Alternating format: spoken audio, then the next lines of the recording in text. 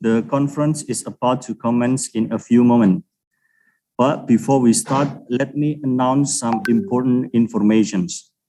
First of all, to help us recognize you easily, would you please put your name on the screen? Also, please make sure you activate your video during the photo session in the beginning and end of today's conference. In addition, to ensure that the conference will run well, if not necessary, for example, when you are invited to ask questions or to respond to certain questions by the speakers or moderator, would you please make sure that your microphone is off? Further information about how your participation in the presentation sessions, including asking questions, will be shared by the moderator. Ladies and gentlemen, we are going to take your photos.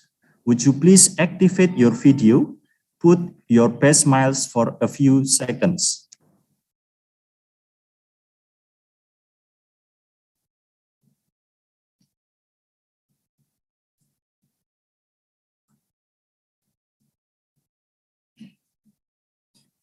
Thank you very much. And now we are ready to have the opening ceremony. Honorable Rector of Universitas Negeri Yogyakarta, Professor Dr. Sumaryanto M.Kes Aifu, Vice Rector for Academic Affairs, Vice Rector for General and Financial Affairs, Vice Rector for Planning and Cooperation Affairs, Vice Rector for Student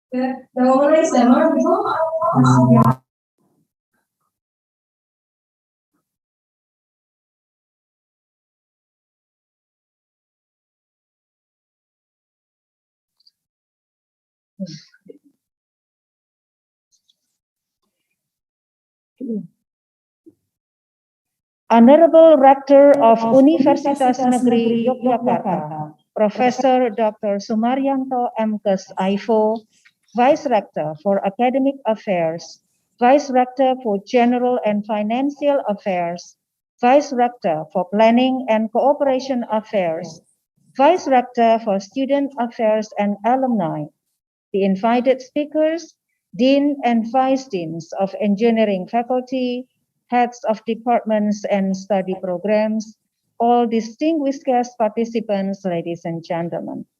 Assalamualaikum warahmatullahi wabarakatuh. May peace be upon you all and good morning.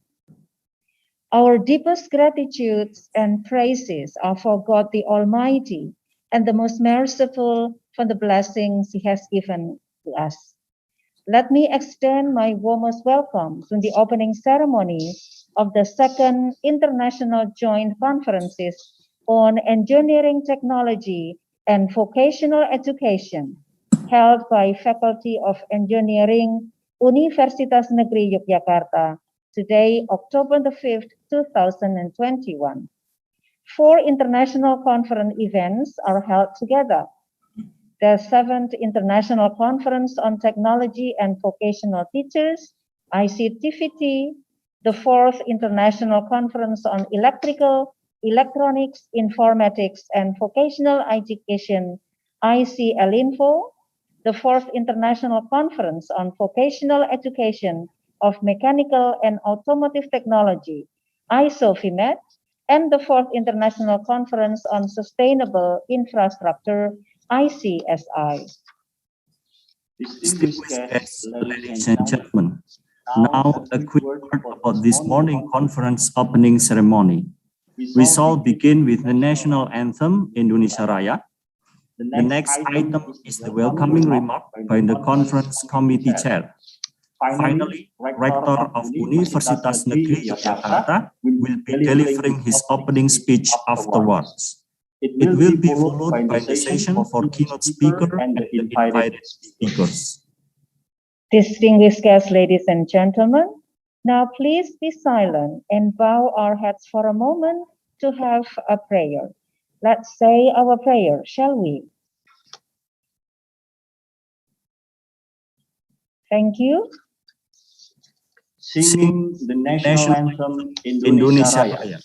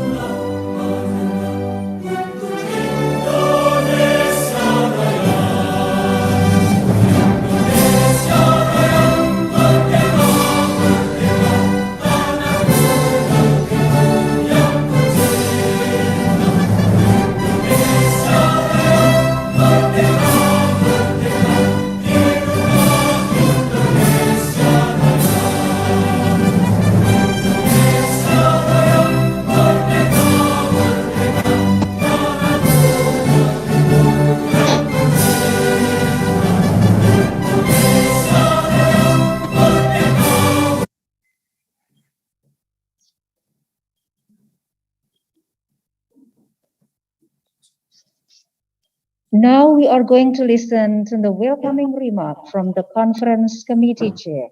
Ladies and gentlemen, please welcome the Dean of the Faculty of Engineering of Universitas Negeri Yogyakarta, Professor Herman Dwi Suryono, MSc, PhD. Okay, thank you. Assalamualaikum warahmatullahi wabarakatuh. May peace and God's blessing be upon you all. The Honorable Rector of Universitas Negeri Yogyakarta, Bapak Profesor Dr. Sumaryanto M.Kes Aivo, the invited speakers, all distinguished participants, ladies and gentlemen. First of all, let's thank God, the Almighty, the Beneficial, who has been giving us His mercy and blessings so we can meet online here at this virtual conference. Allow me to extend our warmest greetings and welcome to all guest speakers and participants of the International Joint Conference on Engineering, Technology, and Vocational Education organized by the Faculty of Engineering, Universitas Negeri Yogyakarta. Raising the theme of research and innovation in technology and engineering during the COVID-19 pandemic, the conference explores advances in new technologies that facilitate new generation to have the freedom to learn in the digital transformation era. The new technologies and scientific breakthroughs are relentless and are unfolding on many fronts.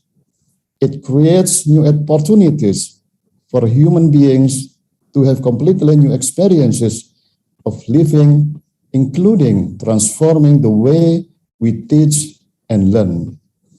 This conference consists of 4 related international conferences, all of which received 307 papers from 9 different countries.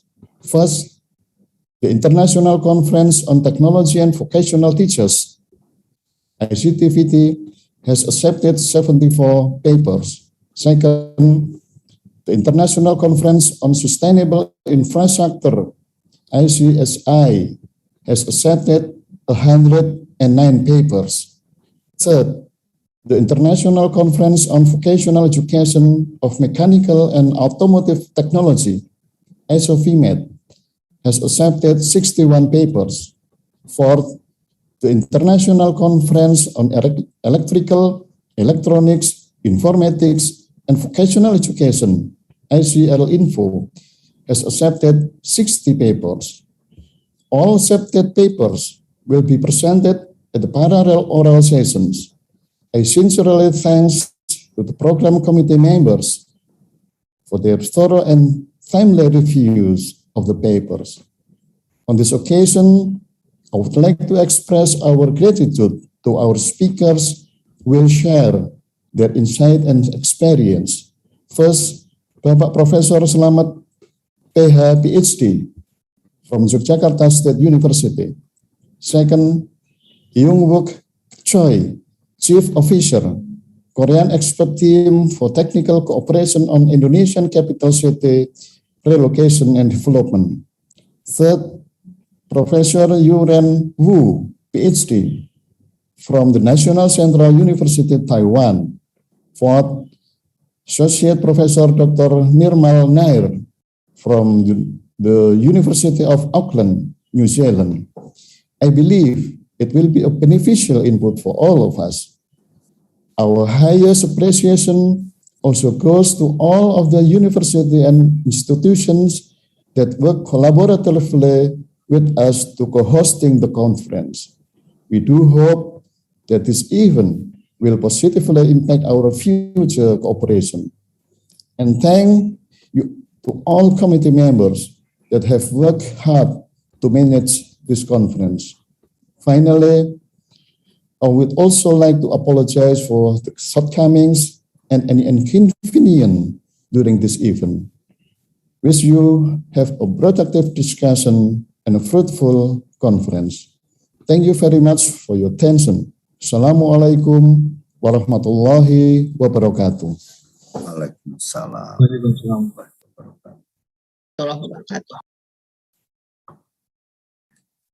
Now, may we invite the Rector of Universitas Negeri Yogyakarta for the opening speech, at the end of which we would also like to kindly request the Rector to officially declare the second International Joint Conferences on Engineering, Technology, and Vocational Educations open straight afterwards. Professor Dr. Sumaryanto M.Kes Ivo, the floor is yours. Assalamualaikum warahmatullahi wabarakatuh. Waalaikumsalam warahmatullahi wabarakatuh. Good morning, the Honorable all Vice Rectors, Dean, Heads of Institution, Board Member of Universitas Negeri Yogyakarta, especially Dean of Faculty of Engineering, Board Member of Faculty and the committees. Our distinguished guests, keynote speakers and invited speakers, and dear all participants, ladies and gentlemen. It's an honor for me to welcome you to Universitas Negeri Yogyakarta, especially on joining Second International Joint Conference on Engineering, Technology, and Vocational Education. We have 4 conferences: International Conference on Technology and Vocational Teachers, International Conference on Vocational Education of Mechanical and Automotive Technology, International Conference and Electrical, Electronic, Informatics, and Vocational Education, International Conference and Sustainable Infrastructure. On behalf of Universitas Negeri Yogyakarta, I would like to welcome you in this wonderful joint conference. We have to be optimistic that we can go through this challenges era and of its COVID-19 pandemic, accelerating research and innovation in engineering, technology, and vocational education will help people to rise, survive, and prosper. We expect that future opportunities and challenges can provide innovation and solution. Thus, we have to collaborate among researchers, academic, and communities. Saying Bismillahirrahmanirrahim, I officially open international conference. We hope that all you enjoy and have a great experience in this academic meeting. Once again, thank you for participating and organizing this conference. And Assalamualaikum warahmatullahi wabarakatuh. Waalaikumsalam warahmatullahi wabarakatuh. Terima kasih Pak Rektor. Ijih, sembah nuwun. Distinguished guests, all participants, ladies and gentlemen, this is the end of the opening ceremony of the second International Joint Conferences on Engineering Technology and Vocational Education. Thank you for your participation, and on behalf of the committee, I would like to apologize for any shortcomings and inconveniences. Rector and vice rectors are allowed to leave the Zoom meeting room. Thank you for joining.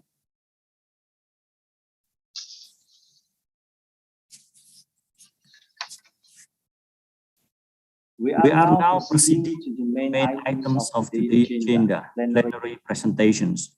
4 outstanding speakers in their field will be sharing this idea with us.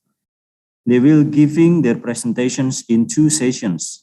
Firstly, we have Professor Hu Renwu, from PhD from National Central University, Taiwan, and Associate Professor Dr. Nirmal Nir from University of Auckland, New Zealand. And then in the second sessions, we will be listening to Mr. Yung Wook Choi, Senior Director from National Agency for Administrative City Construction, Republic of Korea. And also Professor Slamet PH, MA, MED, MA, MLHR, PhD from Universitas Negeri Yogyakarta. Chairing this first session is Ibu Muhfisaturrahmah, Master of Engineering. Ladies and gentlemen, please join me in welcoming Professor Hu Renwu, PhD, and Associate Professor Dr. Nirmal Nir. Ibu Muhfisaturrahmah, Master of Engineering, please take the floor. Thank you very much, Mas Haryo, for the introduction. Good morning, everyone. It's a wonderful day, and I am privileged here to extend my warm welcome to all the presented here. Today, in this first session, we will have 2 speakers, as mentioned by Mas Haryo. The first presenter will be Associate Professor Dr. Nirmal Kumar Nair from the University of Auckland. Dr. Nirmal Nair, good morning. Selamat pagi, Ovi. Selamat pagi. And I would like to say good morning to Professor Yu Renwu from National Central University, Taiwan. Ni Hi, hao. good morning. Good morning, Good morning, Professor. everyone. Yeah. All right. Just a little housekeeping before we get started. If you have questions during the presentation, please type it into the chat box. I'll bring them up, and we will also have time for questions at the end of the presentation of Professor Wu. All right.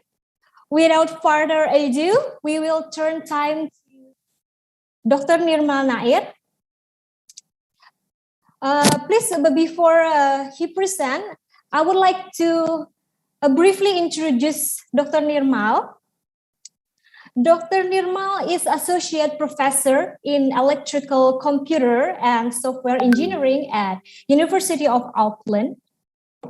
He works on protection, renewable grid integration, electricity markets, blackouts, restoration, and infrastructure resilience, and engage on industry projects through consultancy.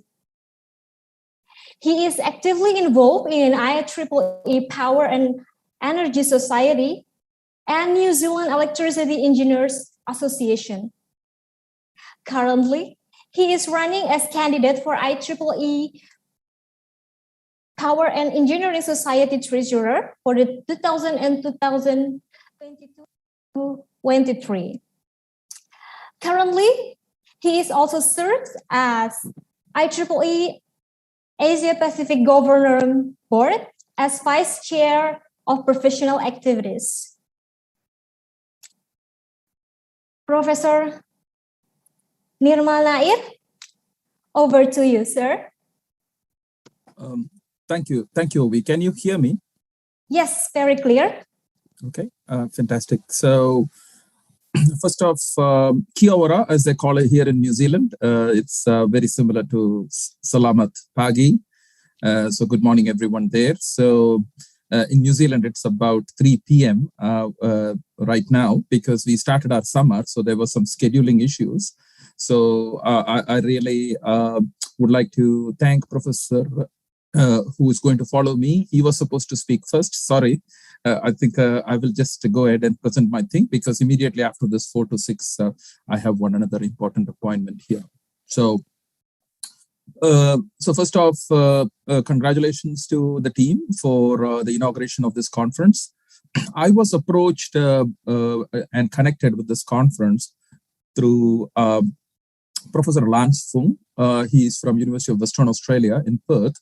He is now currently elected as the IEEE Region 10 president-elect. And somehow the connection made, I think Professor Rovi was in touch with him and he told, hey, Nirmal, can you give this presentation on behalf of Region 10? So I told, okay, that's fine. And then I had a conversation with Professor Rovi, and then we discussed maybe this topic might be much better for this audience, which is much more around technology, engineering, and a wide area of things. So hopefully you will enjoy this. Now, this presentation, I did it about a year back, again for a university in Indonesia, but this is slightly more updated. And I've titled it as Energy, Communication, and Data Infrastructure through the lens of zero carbon climate change adaptation and natural hazard resilience. So you will understand why I chose this topic as I go through. This PowerPoint presentation, I will forward later on to Professor Ovi. So if anyone is interested, they can have a quick look at it. So I'll be spending my presentation today in 5 parts. I kind of timed it to 4 to 5 minutes. So hopefully I should be done within the next 25 to 30 minutes. And if at any point of time you have any questions or anything like that, as Professor Obi mentioned, please put it in the chat box and we can answer that later. Also, maybe if there is time, maybe 10 minutes or so towards the end, we can look at some questions from the audience here. So I will set the store initially into 19th and 20th century electrical engineering technologies. But as was mentioned by Professor Ovi, my technical journey in electrical engineering is about 32 years now. When I did my undergraduate in electrical engineering. At that time, I looked at high voltage engineering and things like that. I spent a lot of time at that time in India, where I was born, but I've moved all over the country in various universities as well as various research organizations. And then I think my background and strengths, technical background is in protection, as was mentioned. So this is protecting, electrical infrastructure. This is much more from an engineering aspect. And I consult quite a bit in this particular area because of my technical expertise. But as was mentioned, I am active in IEEE, Power and Energy Society, for about 30 years now. And also for those of you in the room, in the audience who are from the electricity side, I'm also closely associated with CGRADE. These are the two international standards organizations for all electricity standards anywhere in the world. And also I do something on operation and planning. And these days I've gone into cryptocurrencies and things like that. So it's a wide range of topics as you go through this part, as some of you in the audience who are professors might understand. So why do I say electricity? Because it's about 2 centuries now.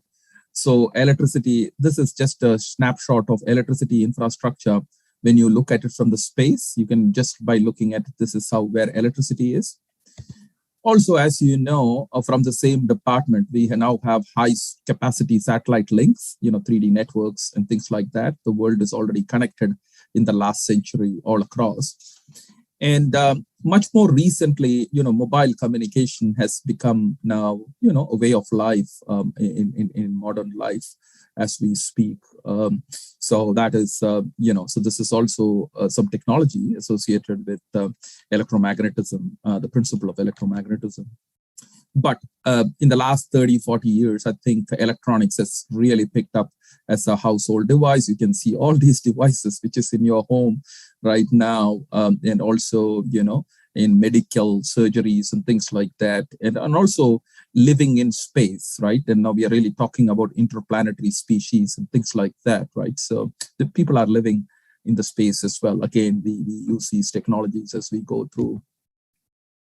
So hopefully I might have given you a sense why I call this as energy communication. I've still not talked about data infrastructure. Today, I'll just talk a little bit about that to just give you a sense of what the global issues and technology landscapes are. But before I want to take a pause to look at what is the biggest thing in terms of the globe today. And one of the aspects is around sustainable development goals. This is a United Nations framework. Many of you might know what United Nations is. And they are really talking about some of these 17 goals which we are looking at. This covers a wide spectrum of topics, right, which covers social science and a whole bunch of things.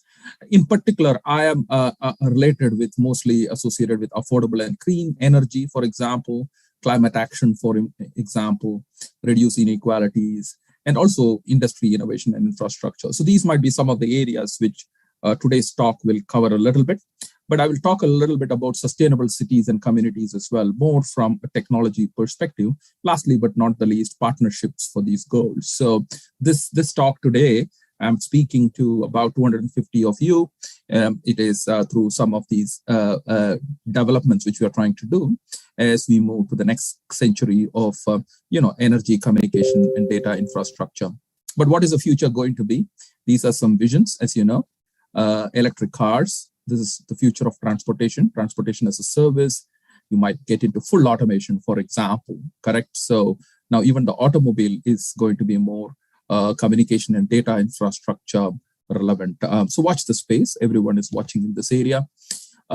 You can talk a little bit about 5G networks. I don't know if in Indonesia 5G has already started, but I think we are now looking at all the technologies, 2G, 3G, 4G, 5G, whatever it is. And these are edge technologies as we go through. So this is also an interesting area which is just picking up from an infrastructure viewpoint. And finally, but not the least, I think this is a very broad conference, I agree. And I think there is a lot of papers maybe on Internet of Things and things like that, which you might have in your conference program later on. But the biggest thing is around data infrastructure. This is just a snapshot of Google, which kind of puts data centers and things like that. So these are getting very, very big and very, very important. As you know, today, and no one is able to go into Facebook or WhatsApp or anything like that because of the outage. So these are very, very essential technologies where these things are being utilized, and any outage is really missed. And I come from electricity infrastructure, so smart grid is one important aspect. I don't know how developed smart grid infrastructure is in Indonesia, but I think in other parts of the world, the customer interacts with a whole bunch of these things through smart meters and things like that. If in Indonesia it's not yet started, it is most likely it would start in the coming couple of decades or so. But lastly, but not the least, these days there is a concept of how to bring all these technologies, especially across a city, for example.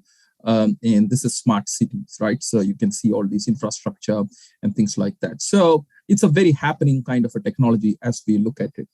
Let me just jump on to the technical aspect of things, and let me focus a little bit on what I called as interdependent infrastructure and technologies for resilient living. Just kind of coined some terms here. But I just want to talk a little bit about New Zealand. I hope you might have heard where we are from. We are in the Southern Pacific. We are also, we are just 2 islands, unlike your, 10,000 islands or something like that in Indonesia. But we have taken a decision that by 2050, we are going to be carbon zero, correct? And therefore, these are some documents. I'll flick these slides to you guys. And then if you want to check it out, what are the visions? There's a white paper from Transpar. They're really talking about process heat, because we do a lot of milk production here. So most of them are through conventional fuels. All of them are going to be electrified. And also, so this bill has passed for zero carbon by 2050 for New Zealand. So what does that mean? From a renewable energy, we will have to look at wind, we will look at hydro, we will look at geothermal. These are some of the technologies which New Zealand is doing. We are almost 85% renewable using these technologies. Also, as you can see, I don't know what's the energy mix in Indonesia is. I know in some of the major parts of your country, especially the capital and things like that, it's much more powered by coal. And slowly you might have to come out of it. But what are the other technologies like wind, hydro, biomass, solar, other renewables? These things are coming. There is all these vision about what these percentages are going to be. We will wait and watch how it is. After COVID, I think there's going to be deep electrification. As you can see, electricity, communication, and data is very important for modern life. That is how we are interacting. We are working for the last 18 months or so. So I think electricity is a key part of it. So, but however, we also need to make sure that this is renewable as well. So these are being built as we speak. I just want to talk a little bit about publications and things like that. I understand this is a conference, and some of you, there are many authors here who are kind of, writing papers. So this is just one example of, from a policy side, 3 countries I have put: Norway, New Zealand, and Iceland. These are very, very small countries, but you can look at it. This is kind of 100% renewable electricity system, correct? So you can see almost 100%, close to that. So I think we wrote a paper on energy efficiency a few years ago on energy policy. So you can check that out. So the question here would be, for other countries, you might have to map certain such structures, and it might be more from a policy perspective. But check it out, and you might be able to see some interesting examples as we go. So every country are going, in that direction. But as we go into renewables, one of the topics, my part is more around resilience. What can go wrong? I'm a protection engineer. I think okay, things are fine, but what can go wrong? From a renewable perspective, as you can see, storms are there, typhoons are there. There could be a lot of wind damage. There could be earthquakes and things like that, volcanic activities. So there's a whole bunch of these renewable things which are happening simultaneously. Again, as I told you, storm, there could be solar eclipse, there could be lightning, there could be floods. So these are things which are nature, because you're trying to extract energy from these natural resources. So one classic example I kind of look at it is, usually sometimes people mix Australia with New Zealand. These are 2 different countries altogether. And this is an example of an Australian blackout. Now, the percentage of overall renewable there is only about 20-30%. It's 70% is fossil fuel, but still you can look at it for one particular province here, which is the southern South Australia, as it is called, in 2016, just before a big storm came.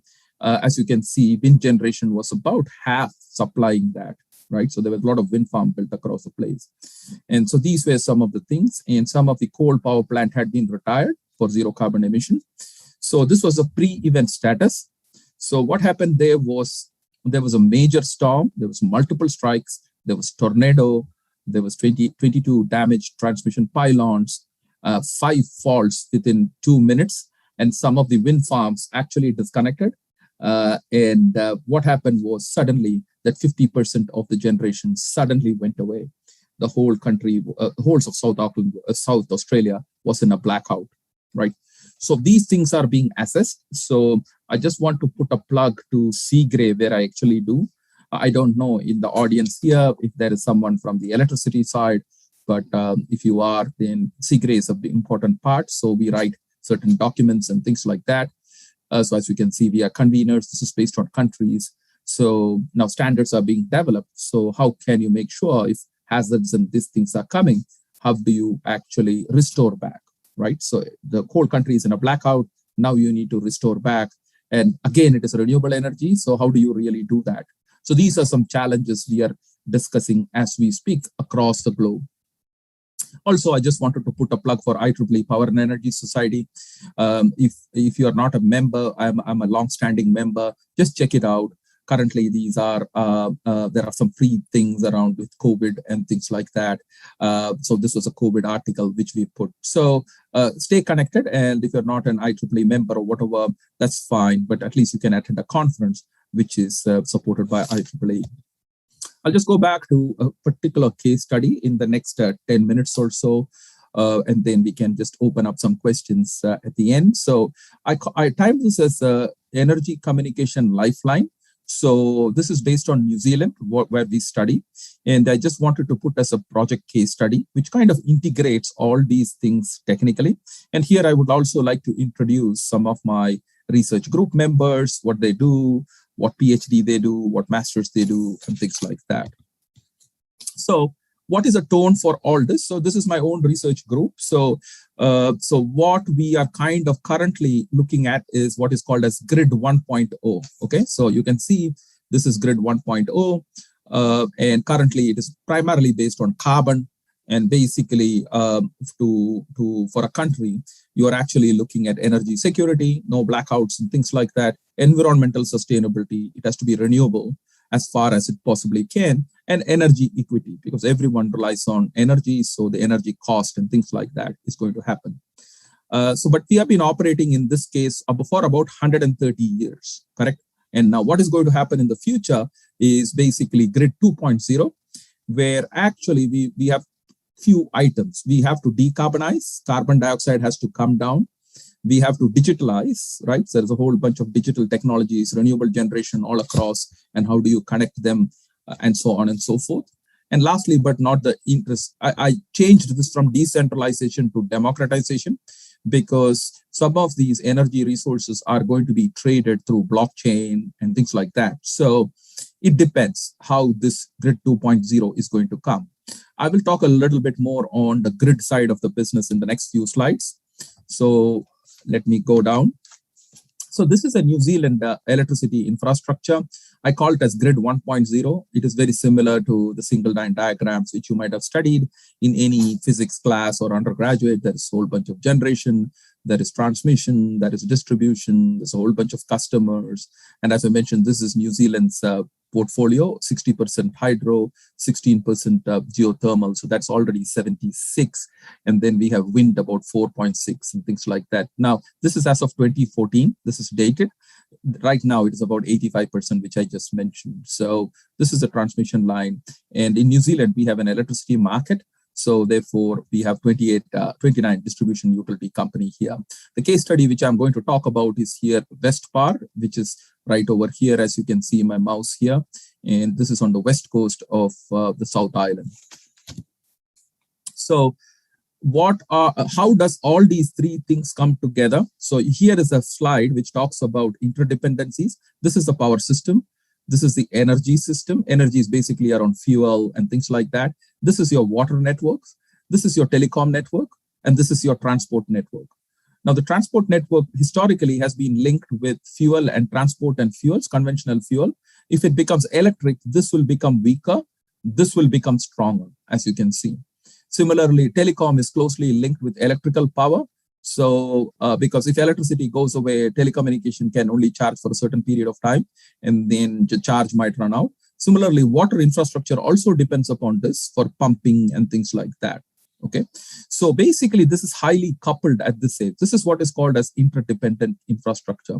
So when there is an electricity outage, you have to quickly come back on, otherwise it will affect all these other things as we speak.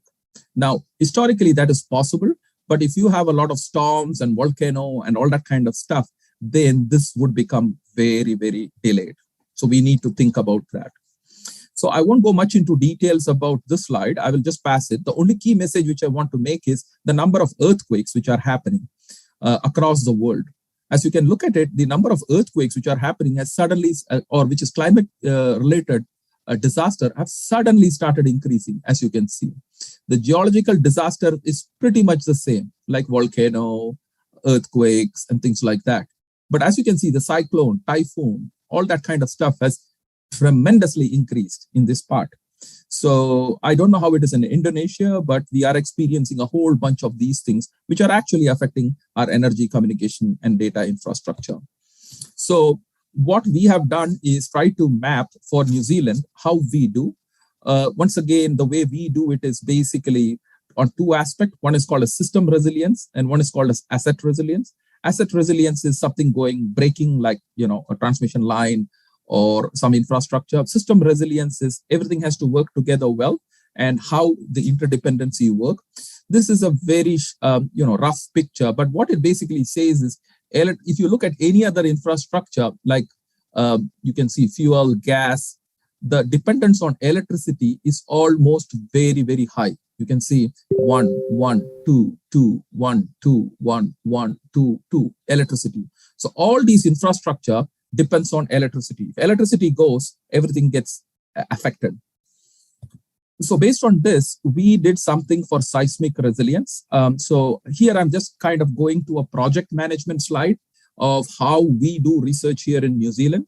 So we have a topic, and then we work with universities, we work with centers, we work with a whole bunch of companies here, and then we try to work. The case study here is this particular earthquake, which usually strikes every 300 years. Okay, it has been historically found for many millennia. So in 2017, we became close to the last 300 years. So the probability of this striking in the next 30, 40 years is very, very high. So we tried to do energy communication kind of a study. I won't go into much details, but to run such projects, I'm pretty sure Professor Ove and other academics here have big research teams. So what you tend to do is you have a lot of students working on different aspects. Most of them are PhDs here, and one of them is a master's student with different expertise. And then we try to put a whole team together. Funding comes from the government. We work with everyone else. And this kind of is part of the National Science Challenge, which we have been involved in. Where we basically expand, we work with a whole bunch of civil engineers, we work with everyone else, and who would model this earthquake. They would say these are all the kind of potential slides which would happen. This would affect the earthquake, and then we kind of analyze the earthquakes and then get the hazard scenario. Based on that, we agree on certain initial repairs, initial network re-energization, and so on. And then we kind of agree that how to, once a blackout does happen in this place, how do you go and restore it back, and how do you resynchronize? So this particular one is happening during the restoration sake. You can do it fast, then you can get back the power supply on. So overall, microgrid is a new concept which we are now introducing. This is not in practice in New Zealand yet. So we are thinking that if you have a microgrid infrastructure, you can get it much, much faster. So this is on the electricity side. On the communication side, for those of you who are studying telecommunication engineering, you might be knowing that these are some of the services. These are some of the backbone network, which is fiber, copper, telecom assets, and things like that. We did a similar, communication expert did a similar exercise for the same region, and they tried to connect with central office. It depends on electric power and things like that. And you can actually build up fragility curves and things like that. These are terms which are used in civil engineering, for example, but we can do a similar kind of an exercise for telecommunication infrastructure if you require. Again, we could do for the same case study, for that 4 case study, based on the earthquakes, which of these things would go away, which of the substations would go, which of the communication centers would go away, and how will it get affected. Similarly, you could do it for data infrastructure like Facebook had an issue right now. We don't know why it was, but it has affected the whole globe. So they might be, maybe it has something to do with the software, not with the network, but these kinds of analysis might be also possible for network infrastructure in the future. I'll quickly wrap this up here. Once again, I'll give you the slides for those of you who are interested. You're more than happy to check this out and come back to me. Or if you don't want that, I think we usually do such a conference just like you are doing right now. We organize a number of conferences, and these are some pictures of the conferences which we did in the last 3 years from the same research team presenting to elsewhere. We hold a lot of conferences, just like the conferences which you are holding right now. Some of them are academic conferences. Some of them are industry-related conferences. So you can see these are pictures of some of the researchers who have all graduated now. They are in the industry as we speak. And we do publish a lot of papers, and it's very important. That's what I want to encourage all of the attendees, especially the young students here who are doing anything, whatever you do in a research, try to publish papers so that your name gets over that exercise. You get peer review and things like that. Make sure it is original. Because there might be some originality issues, but whatever you do, try to put it in this paper, try to publish in those things, and so on. I'll try to quickly wrap up in the next 2 to 3 minutes to just bring all these things together in some form or the other. So, and I've titled this, maybe this is emerging as we speak. So 21st century is sustainable. It has to be kind of renewable. It has to be resilient, because whatever you depended before is not going to be there. So now you have to depend on that, plus some disturbances. And also we believe it is around data-powered living. There's a whole bunch of data which is coming to us, and we need to tie that back. So some of the research question, this is the first one which I wanted to mention about Quake Core. And this is one of the things I did to Professor Ovi, saying, hey, we did the first phase. Now we are going for the next 8 years. What are the research questions which we are looking for? Renewable distributed energy, as you can see, these topics, smart cities. We are looking at electric autonomous transportation. So based on the experience which we have gained in the previous project, the national team of Quake Core is kind of doing it. University of Auckland is just one small part of this exercise. Again, I'm much interested in education, in engineering education. So in Australia and New Zealand, we have a particular problem of electrical engineers in particular. So we did this exercise in looking at the courses, because as you know, at your curriculum, it might have already changed. My department, when I started as electrical, then it became electrical and electronics, then it became electrical and communication, then it became electrical communication and software. I don't know what's going to happen next, but it's a very interesting time where education is important. Also a plug for those of you who are in power systems. We are in New Zealand, we think we are going for DC technologies much more. We already have a HVDC line, but we think there's going to be a whole bunch of DC all across. Lastly, but not the least, we do hold conferences just like this one. So just a plug for some of the conferences which we have done in the past. Again, CGRE events, whole bunch of CGRE events. These are very, very practical, industry-oriented ones. So I do understand here there is a lot of diploma students and things like that. It is very important that you present and you do those things. Also, lastly, but not the least, this is just a plug for IEEE 10Con. I don't know if some of you have already put a paper or something like that, but this is going to be held between the 7th and 10th of December. We wanted to be, this is the first time 10Con is being held in New Zealand. But as you know, we are, as a country, we are currently, no one else can come here. So it is going to be completely online. So just watch the space if any of you are interested. The call for paper has ended by the now. So the full program will be out within the next couple of weeks. And if any of you are interested, you can register to participate if there's an interest. So thank you very much. Over to you, Ovi. Thank you very much, Professor Nirmal Nair, for giving your valuable insights on energy communication data infrastructure. Now, we open opportunities for the participants to ask questions. You can raise your hands and then ask directly, or chat in the type box. So let us have a look. Okay, there are several people raising their hands already. I'll give first opportunity to Dr. Zainal Arifin. Yeah, thank you, Waufi. Okay, thank you very much. Good morning, Professor Nirmal. Do you hear me? Yes, yes. Okay, Yes. thank you. Yeah, okay, thank you very much. Great. I think this is a very interesting presentation from Professor Nirmal. I'm very interested in the issues of the energy and climate change because until now, it is still very important issue. But in my question, maybe it's a little bit derived from the topic of the electricity control. My first question is to what the action carbon trading. Do you know the carbon trading, Professor Nirmal? I think. Yes, I do. Yep. Yeah, this is how your opinion about the carbon trading. Is it able to reduce emission from the developed country and can be used development financing for the maybe like development country, because some of the like carbon trading, like in Indonesia, we have several forests and several action for the carbon trading. But until now, we cannot take the benefit of the carbon trading. That's for the first question.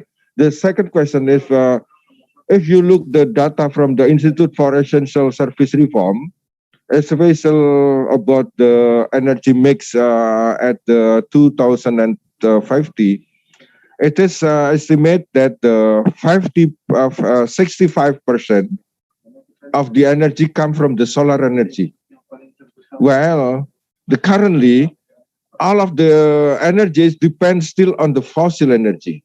And how you do estimate the development of the energy mix around the world in 2050? Thank you very much, Mr. Professor Nirmal. Thanks, Professor Zainal. So both questions are very good questions, and these are futuristic questions. So I'll first take the carbon trading one first. So, and I'll first explain my background, why I'm able to comment the way I am, because one of the reasons I moved from Texas, I was in Texas before coming to New Zealand. I have a minor in economics, so I studied electricity markets.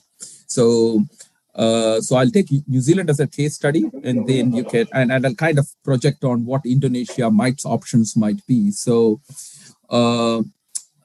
we were fortunate because even though we are two islands, we had 65% renewable, and our emissions from a emission viewpoint is actually not carbon but methane. So because we do a lot of agriculture, so currently in the emission strategy, carbon is the first one, and then it is methane. So because methane is also related with food production and things like that. So, but coming back from carbon trading viewpoint, yes, we already had an electricity market. So we could naturally go to carbon markets. So carbon markets is already there for us.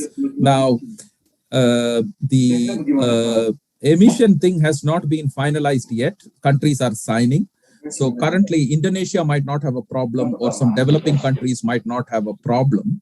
But you will have to wait and watch what the other countries, how they are going to offset their emissions. And that is possible that currently they are talking about the Brazilian forest, for instance. So maybe it might come to, from your part as well. So there might be some environmental part, but we don't know, right? So this is a moving target. So that is your question on carbon emission. The second one on solar, you're absolutely right. In your place, I think it is a lot of islands. So therefore, the only option you have is maybe it is not from the electricity side, but maybe you might have to do something else. I don't know what that something else is, but maybe you can go with Brazilians went with fuel. If you remember, mixed fuel. They didn't go with so maybe you might have to do your transport fleet clearer and things like that. Electricity will be a tough one for you to kind of sort it out. But having said that, you should be able to do what I mentioned about distributed generation, put solar in everyone's roof, do those kinds of stuff. This is a long journey. Please note that it is 30 years. So each country will have a different kind of a pathway, but you are absolutely right. You have to fix on your important part. You have to feed electricity for everyone. It has to be cheap. It has to be all those things. So I think seriously, you should start looking at maybe restructuring your electricity network. If it is not for markets, it should be for emissions. Either way, either it is outside or it is inside. So every country would have to seriously look at it. And I'm pretty sure financing is not a problem at all. I mean to say, you can get a lot of financing, but then the question is, who will pay for it? Would the government pay for it? Would the public pay for it?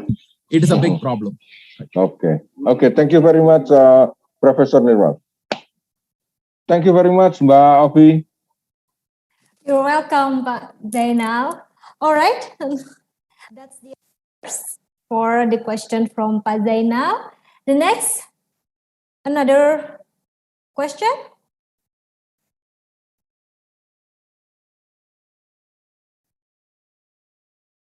All right. All right. While we are waiting for another question, actually, I am curious, Dr. Nirmal, you mentioned about restoration, whether you did as well on self-healing on your restoration. So the self-healing concept which you're mentioning, Ovi, might be for local outage in your homes or distribution network or something like that. The one which I was talking about is countrywide blackout, right? So let us assume countrywide blackout or a large network blackout comes, and let us assume blackout has happened. Blackout happens just like you are restarting your computer, correct? So now the question would be, it is all black, the whole country is black.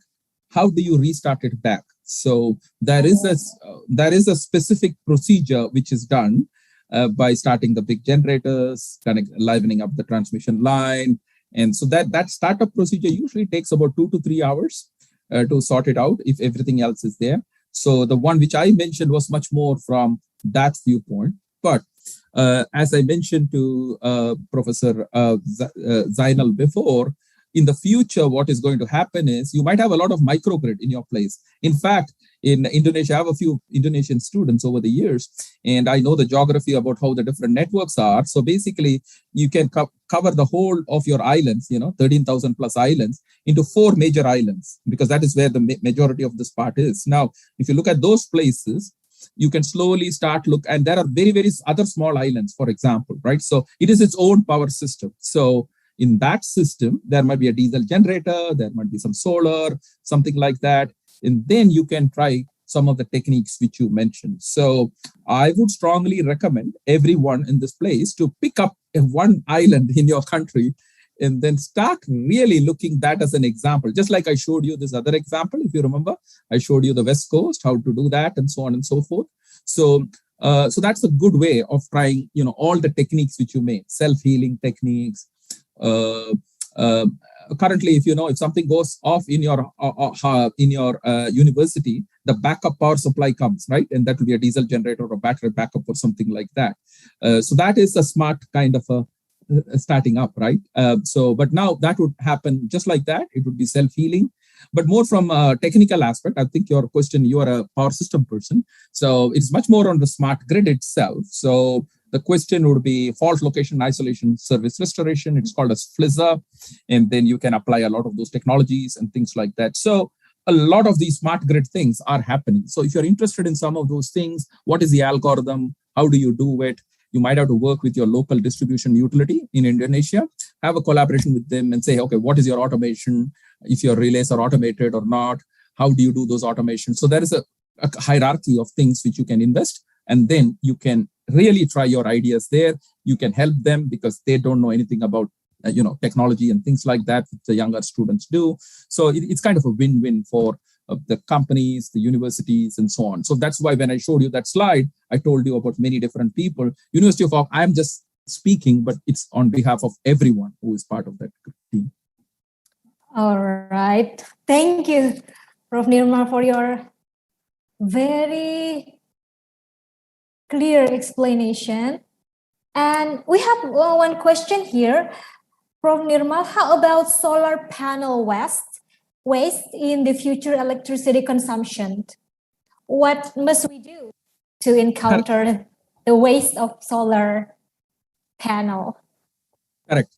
I will tell you the life of power equipments. I'll now go to the big one, right? The coal power plant and all those things. It's typically 30 years, 40 years, sometimes it's 70 years. Okay, so these are the numbers.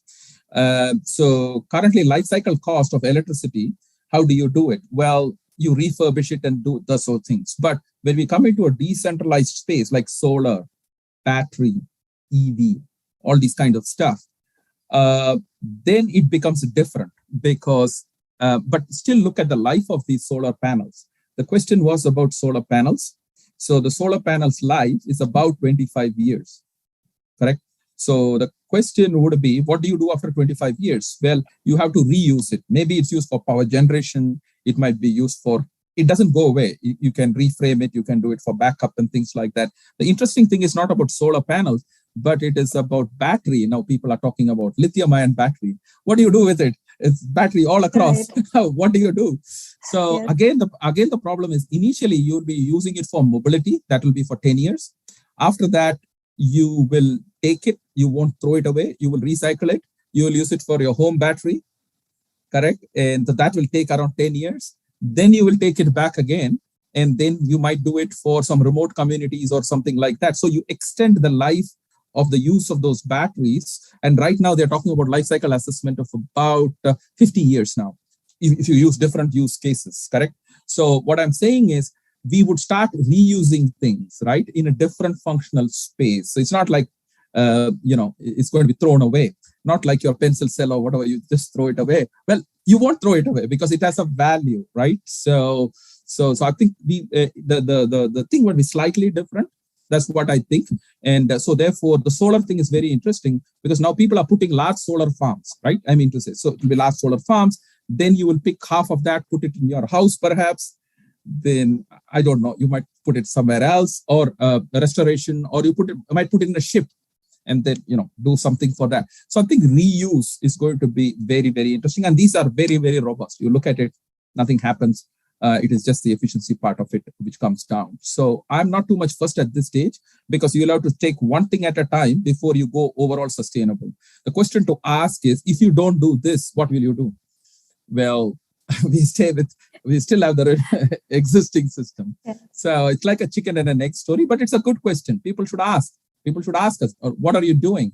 How do you do? Because we are engineers at the end of the day. Tell me your problem, we will sort it out, right? And there is procedure, there is well-stuffed procedure, because we have 2 decades of experience, not 2 million. I agree with that, but you didn't have electricity anyway. So I think we should be hopeful. We should be proud. We should work together. That's another interesting issue. So it won't be about waste throwing and all that kind of stuff. Everyone is using solar, right? It's not like waste or something like that. So I think it will be reusing. And also another interesting thing, I just wanted to end on this note. The solar panel, which works in the equator, is, would be much, much more powerful, correct? It is going to be utilized much, much more. And once it reaches a life, you can give that to other countries which doesn't have it. So I think there would be a lot of these, because of this UN and, the cyclic economy and things like that, there will be a whole bunch of things. And coming back to the question around carbon emission trading and things like that. Well, what you might do is you might say, okay, I will give my solar to the other places and, I get something from my emission, for example.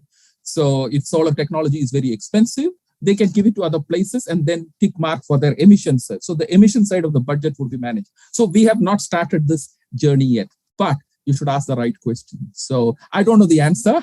I'm a professor, so I can just keep on telling something, Ovi. But if there are any great ideas, lovely, patent it, sell it, start a company, do other things in life. Very interesting question and answer. All right, one more question, sir. Because here we are in Indonesia, have a quite ambitious target. By 2025, we expect to have the renewable energy, and our energy mix is 23%. Currently, in 2021, it's just 12%. So it's more than 40% to achieve the improvement. The question is, what is it that we have to tackle to face the intermittent problem in integrating the renewable energy into our electronic power system? Because intermittency, yeah. Correct. So, so that particular problem has been faced by every country, which started with 90% or 100%. I'll cite one example, so then we can just say, hey, is it like that? So, but Indonesia has other options also, I'll tell you that. But I'll take the example of Germany in this first case, okay? Or maybe I'll take Spain. Let's forget about Germany. Let's go with Spain. So, Spain is an interesting case where they had a lot of solar and things like that. But before that, and they're also landlocked because they have some part which is in the ocean. It's not a landlocked, it is, kind of that part. So, so they would be connected on the left to France, for example, and on top to the northern other part of those exercises. Now, their economy is more tourist dependent and things like that. There's not much happening there, but they had a lot of financial crisis in the past. So they suddenly, in 2008, there was a lot of money flowing into Spain, money. What do you do with money? I mean to say, it's finance trade. So they invested heavily onto solar, right? Big solar farms and all those things. That's why you'll see a lot of inverter companies, which are grid connected and so on and so forth there. Now, if you had asked me the question before, were they worried? Well, they had thermal power plant, they had connection with all the other places. So the frequency band is very less and so on. But these solar are not coming at the transmission level, correct? They're coming at the distribution level. Now, so the intermittency is a different problem. So currently, the whole power system network as you know, you are from power system. Actually, generation follows the load, correct? Because generation will always, you switch on and off all the time. The generation is following the load. Now, so the conventional plant is following the load. So even if you have to go, you mentioned 4%, 12% to 23%, well, that same model can be used to run that, correct? Because you still have reserves and things like that. Only when you reach a certain level at a certain place, then you have to be careful about putting other issues, battery storage or controlling your load or load demand or something like that. So I would not be terribly worried about that. However, you have to be careful. I explained the blackout scenario, right? The blackout scenario. So you have to be careful. You have to wait. Hey, there is going to be a blackout. Don't blame it on this intermittency stuff. Even if it was not there, that is going to be a blackout. But now how fast you restore and then how do you do it? So, so I think you should go with whatever options you have, because otherwise you will have to pay money. Instead of what Professor Zainal was saying, oh, why are not people buying from us? They will say, first, sort out your, your renewable energy issue first. So I think electricity would begin first, but I don't think you need to worry too much. Or how will I get to 100%? Make small efforts, take baby steps. It doesn't matter. And there are other countries which can help you in those parts. And maybe start looking at islands which are far off. Don't concentrate on big islands. Go on small islands. Start a case, see what works. Make mistakes. Engineers should make mistakes. If you don't mistakes, you don't know what to do, right? So, but that should be painless mistakes, right? I mean to say. So, stick with IEEE. I mentioned, stick with C-grade. I know several people from Indonesia who are in C-grade part. So yeah, these people are all fantastic, nice people. They actually know what the industry and those things are. But as I mentioned, you have to be careful. You have to get the people along, the politics along, the policy along, everyone along, and engineers, electrical engineers. We should solve problems. We should not be too much worried about why can't this happen or that happen. We will make mistakes, but that's not a problem. But there will be other people to help you out. So I think it is possible, but you should start the conversation and be intellectually honest about what your potentials are. It might be offshore wind farm. It might be DC interconnection. It might be connecting it to some other place, Philippines, or whatever that might be, right? So energy thing has to come right at the start, and it is right at the critical infrastructure, right at the top. So I think you have nice people, fantastic people, well-intentioned people, and good people like you coming out and doing new research areas and things like that. We should encourage more engineers, more people into this space. So just I thought I'll just say, hey, it's not doom and gloom everywhere. All right. Thank you very much, Prof. Nair. I guess that's the last question. I know some of you or many of you even would like to ask another question, but we have very limited time here and we should move on to our next speaker. So once again, on behalf of the Joint International Conference, we would like to thank Professor Nirmal Nair from Auckland University for his very insightful presentation and discussion. Thank you very much, sir. Thank you. Salam alaikum. Bye. All right. We're moving to the next speaker. Our next speaker is Professor.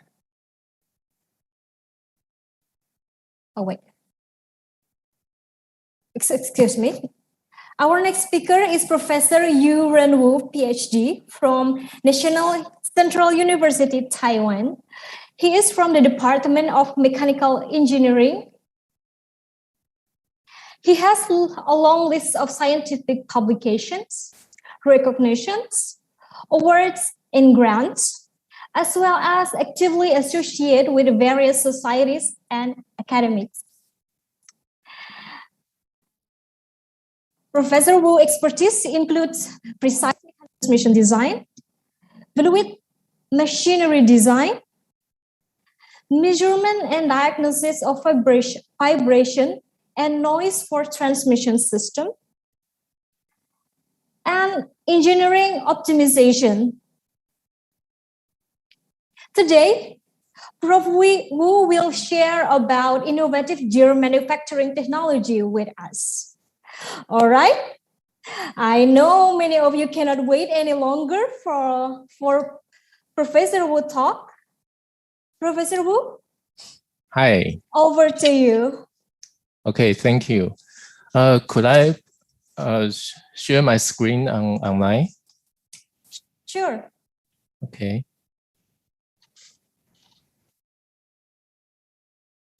Please wait me a while. I should. Please take your time.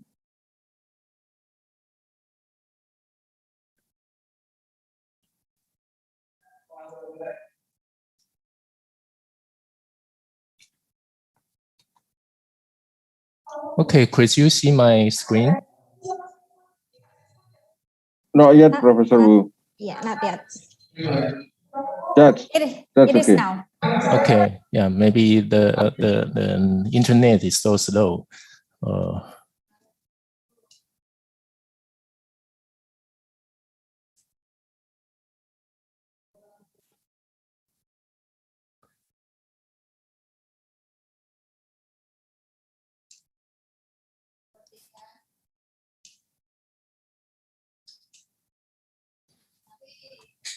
Okay,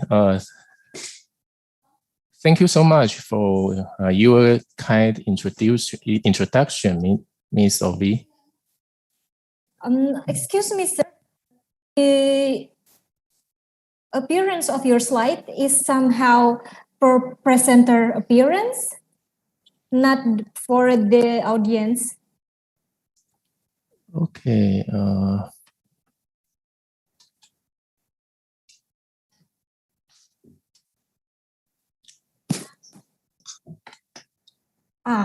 Perfect.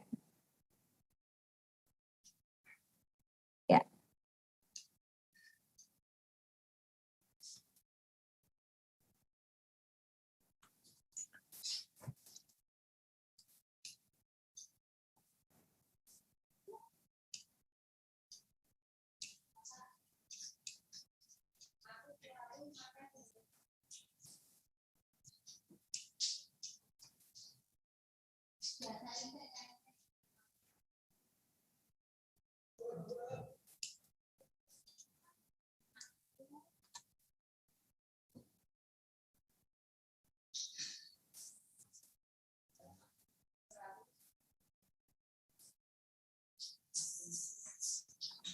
While Professor Wu is fixing his presentation, okay.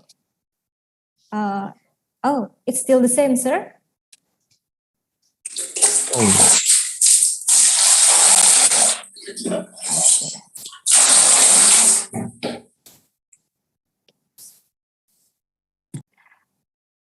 Okay, so you could not share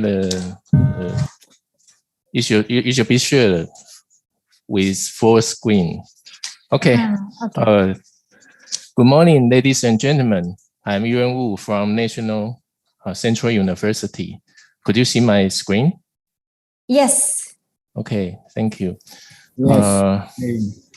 Yeah, my university is in the north of Taiwan, near Taoyuan International Airport.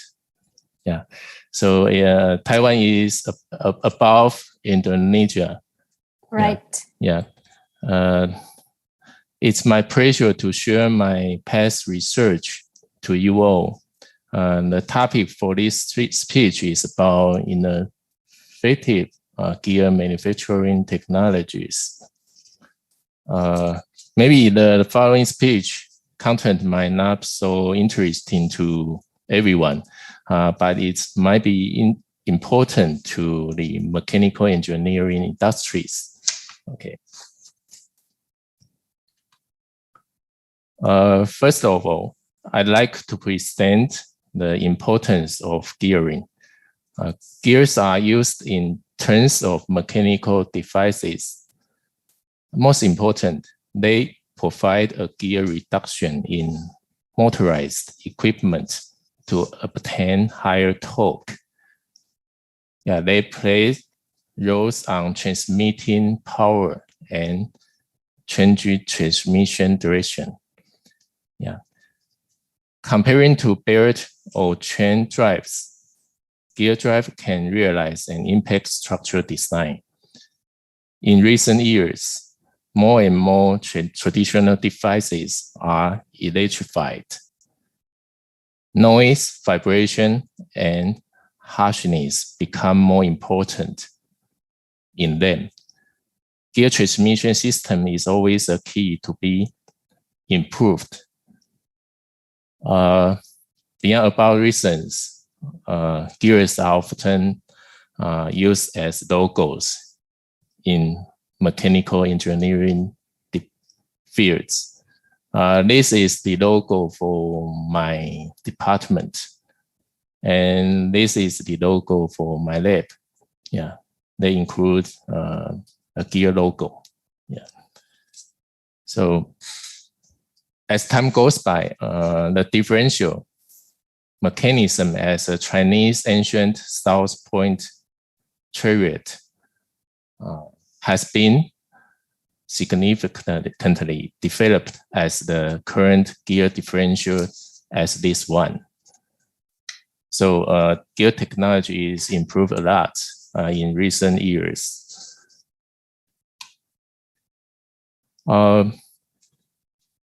Gearing device has already been applied in many applications.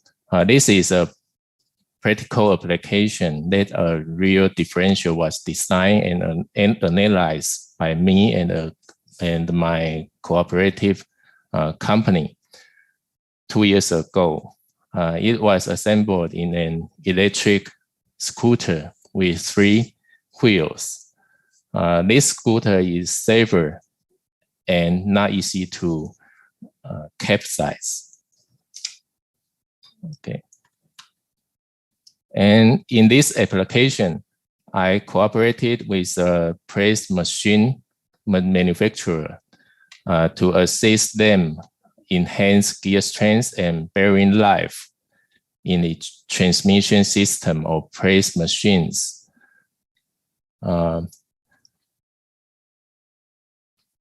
Estimate reaction force of the punch and attain the locking force of driving shaft by the dynamic modeling and analysis. Yeah. Gearing device is also commonly seen in a motor reducer. In this application, my research group assisted a manufacturer to establish an equivalent model to analyze the gear strength and reduce the transmission error. Okay. There are several kinds of gears for parallel axis gear trains, including rack and pinion, spur gears with straight tooth, helical gears, planetary gear train, non-circular gear train. Yeah. If the rotating axis of a machine gear pair intersect in the space, it's a kind of intersecting cross-axis gear pair, including straight bevel gears, spiral bevel gears, intersecting axis face gear and pinion. If the rotating axis mutually intersect for a gear pair is non-intersecting cross-axis gear pair, including cross-axis helical gears, worm and worm gear, hypoid gears, non-intersecting axis face gear and pinion. Yeah. Many people may often see gears. However, few people know how they are manufactured.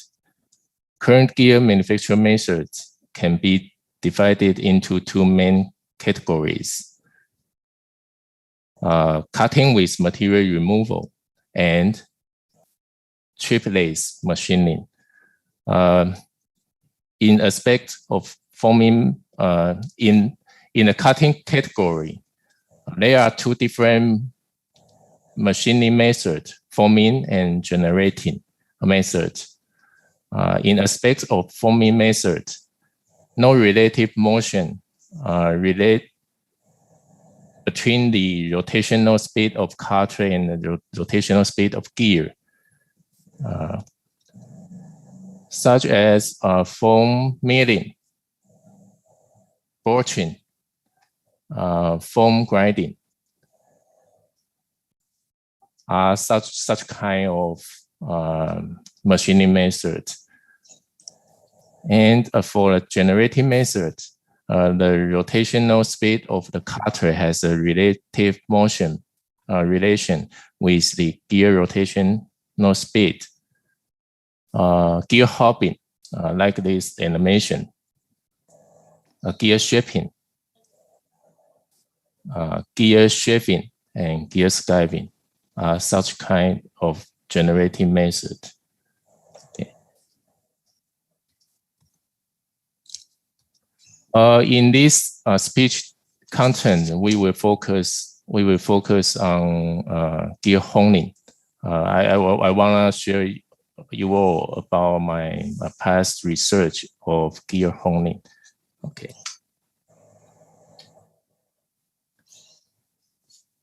Okay.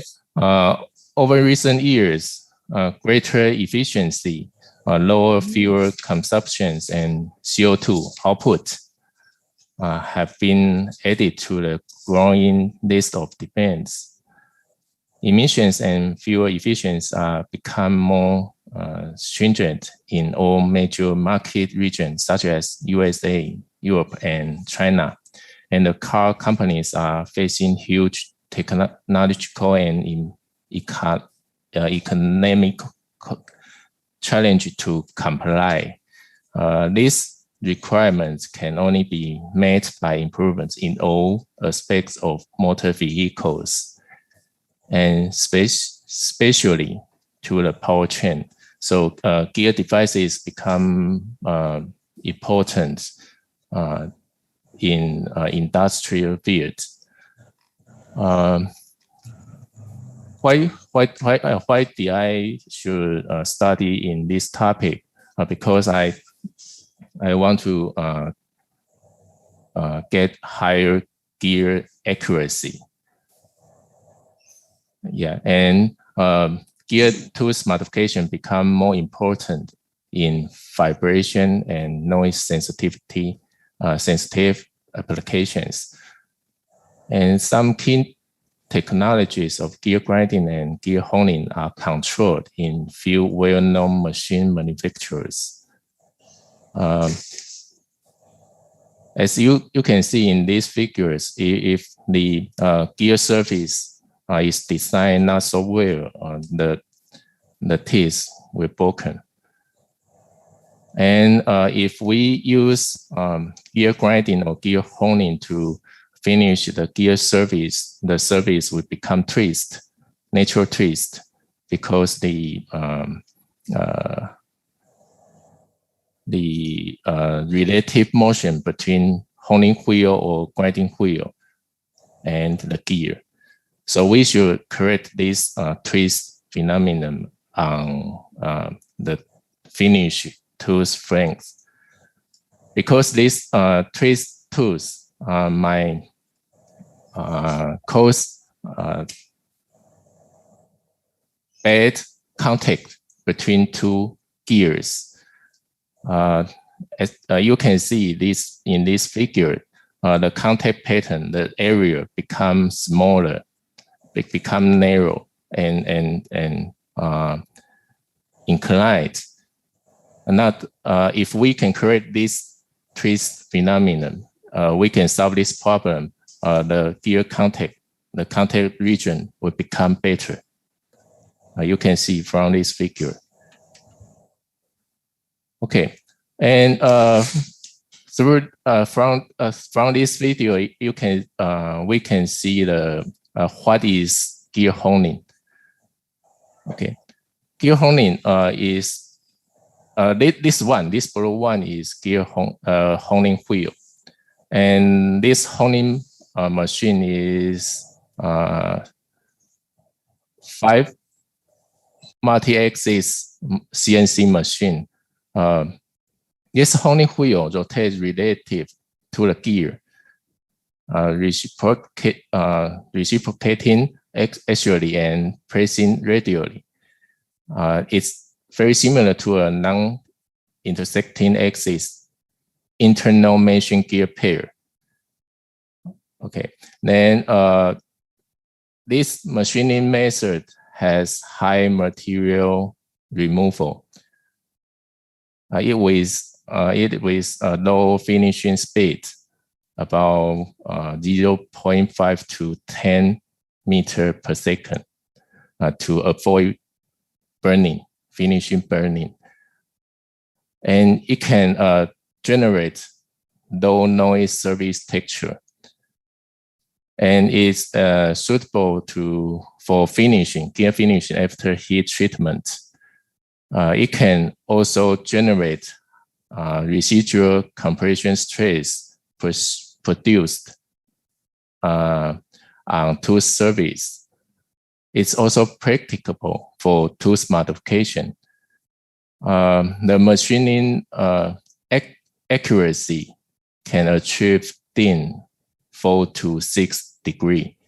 Roughness can be smaller than 3 micrometer, and it's very suited for long gear shift machining. This is my research motivations. There are 3 goals I want to achieve in this research topic. I want to establish a technology of closed-loop topology modification for internal machine gear honing. And then I want to solve twist tooth surface problem in gear honing. And another goal, I want to design an ideal double crown tooth surface with better gear contact performance.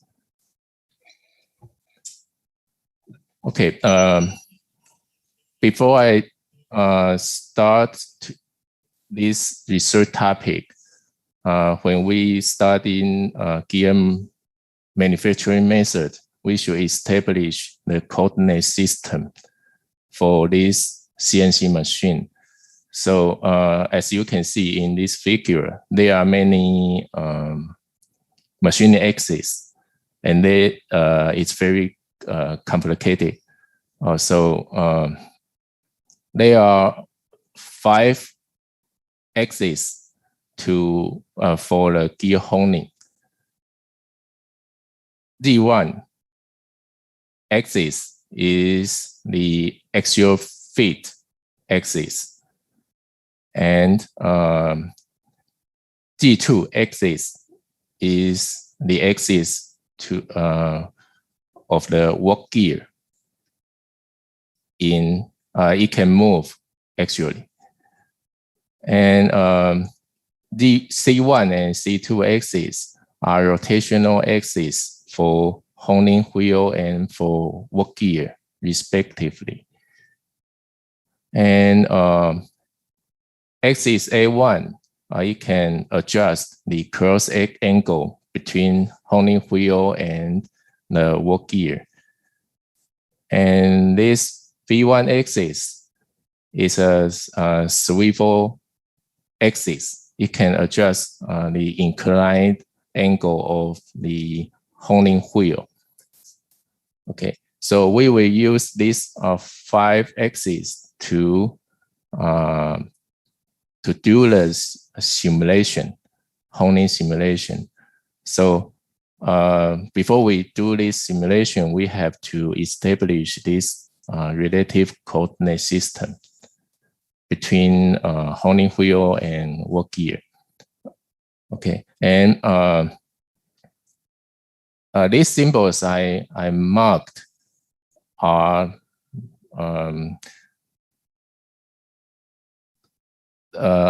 these multi axes in honing process. So I will use these variables to simulate the manufactured gear surfaces. Okay, and after I build this coordinate system, I will derive equations. RW is the position vector on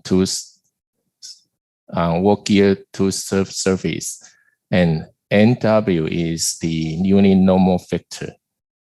So we can get the position vector and normal vector at the enveloping point.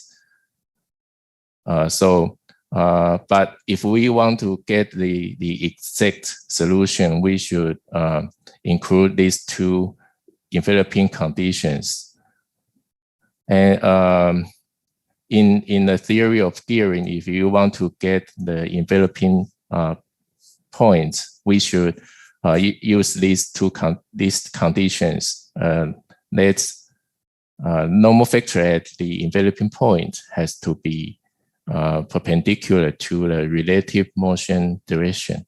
So we can establish 2 equations, 2 conditions to get the enveloping points. So we built the our own codes to do this simulation. Okay, then because I want to modify the tooth strength, so I can add some additional motions for some axis, machine axis. So when I add these additional motions in the inherent motion,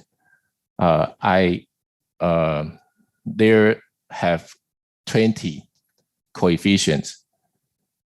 So why should I add this additional motion? Because in current technology, CNC controller can input these additional motions then we can use this controller to control every machining axis to do tools modification on gear service. So, but all these coefficients in this polynomial for these additional motion equations have a relationship. So we should do analysis about how these coefficients affect the tooth flank geometry. So we should perform a sensitivity analysis. So there are 20 coefficients. Every one coefficient, I will analyze how it affects the maximum normal deviation on tooth surface. So for tooth flank, I can make a mesh on this tooth flank, and we can get many grid points. So I can estimate, because I already built the mathematical model for gear honing, so I can estimate the final normal deviation results. Okay, so for every coefficient, I can get maximum normal deviation. So I knew which coefficient has greater influence on gear flank geometry. So in the result, I can find out 7 coefficients: A0, B0, B1, A1, and C0, C1, C3. These 7 coefficients will affect the honed gear surface a lot. So later I will use these 7 coefficients to build sensitivity matrix and apply sensitivity matrix method to do closed loop tooth modification. Okay, and after I conducted the sensitivity analysis, I can combine these values all in this matrix and construct this sensitivity matrix. You can see these 2 columns are for axis B1, and these 2 columns for axis X1, and these 3 columns for axis C2. So from this sensitivity matrix, I can know if I can know the normal deviation on tooth flank.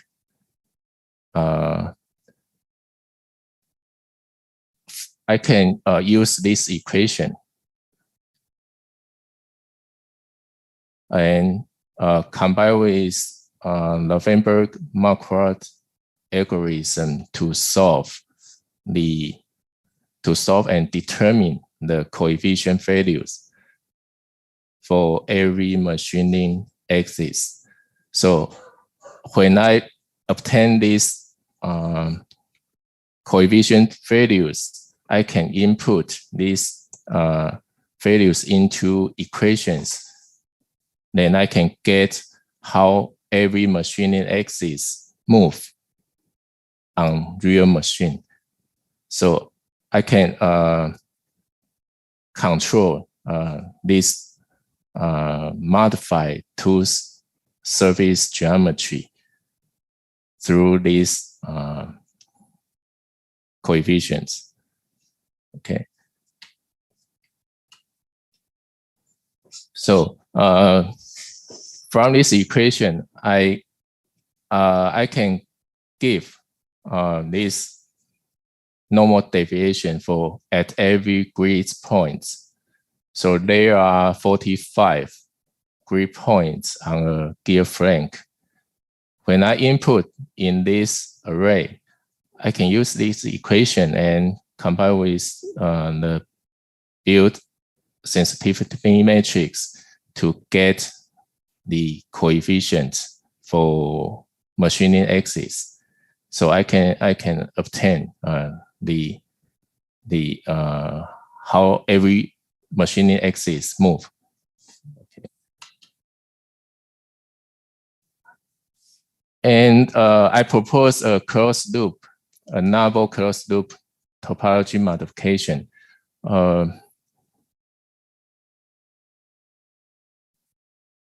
In this procedure, calculation procedure, when I design one target gear surface, I can get the normal deviation at every grid point.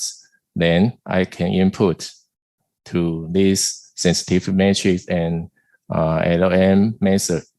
Then I can solve and determine the machining motion coefficient. And because I already built the machining simulation model, so I can get simulated gear surface topology.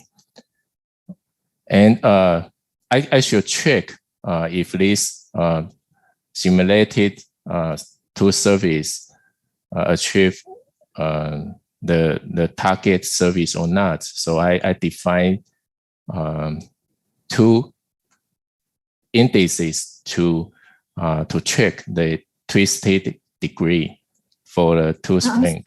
Yeah. I'm sorry, Professor. Okay. 3 more minutes, please. Okay, no problem. Okay, so I can use this closed loop topology modification to do the tools modification. And this is the result. I can use the proposed normal creation method. So you can see the twist degree can be reduced after 4 time iterations. And this is the target. I apply the crowning amount about 25 micrometer. So the final result is very close to the target result. Okay. And this is the contact analysis results. For the proposed method, I can reduce the contact force. And it's better than the previous traditional method. Okay. And this case is to explain if I input, I want to decide different crowning amounts on two strengths. For example, 33, 45, and 55 micrometers. Can my proposed model achieve this goal?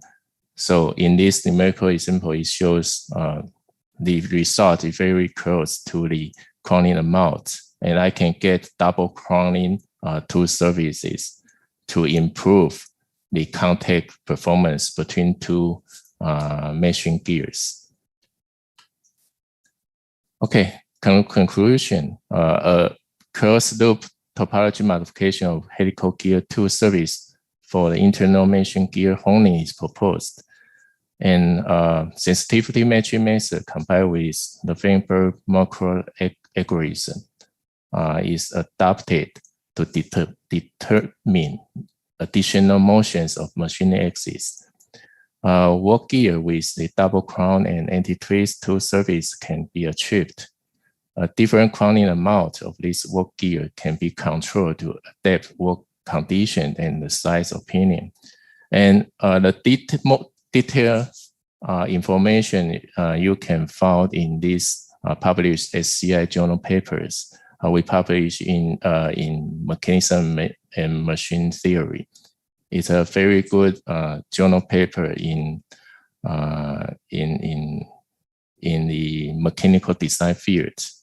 Okay, and the proposed method can also be applied to other manufacturing methods in gear field or in other manufacturing fields.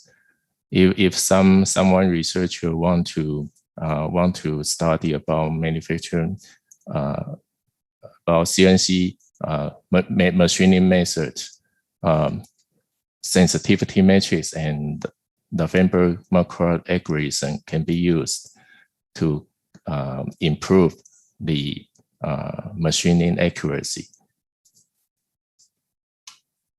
Okay, the end. Thank you for your attention. Yeah, is there any questions? Thank you very much, Professor Wu, for very detailed explanations and presentations. We have one question first from Dr. Santop from Mechanical Engineering of Universitas Negeri Yogyakarta. He asked about how about the analysis of non-metal gears. Non-metal gears.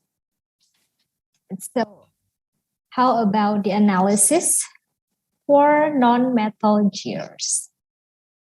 About non-metal gears, I studying less in this research field. So because about metal machining and non-metal machining method, they are very different in gear research. Yeah. So my research is focused on machining with cutting tools. Yeah. All right. That. All right. Another questions? Okay. To Pak Surono, please ask your question directly to Professor Wu. Check. Thank you, Mbak Ovi. Thank you, Prof. Wu, for your sharing. It's and very detailed. In your opinion, for beginners in vocational education, what should be emphasized? Because considering that so far, vocational students are only prioritized for the selection of module knife. So it's not detailed like your explanations. So what your opinion in vocational education, especially for the beginners? Thank you.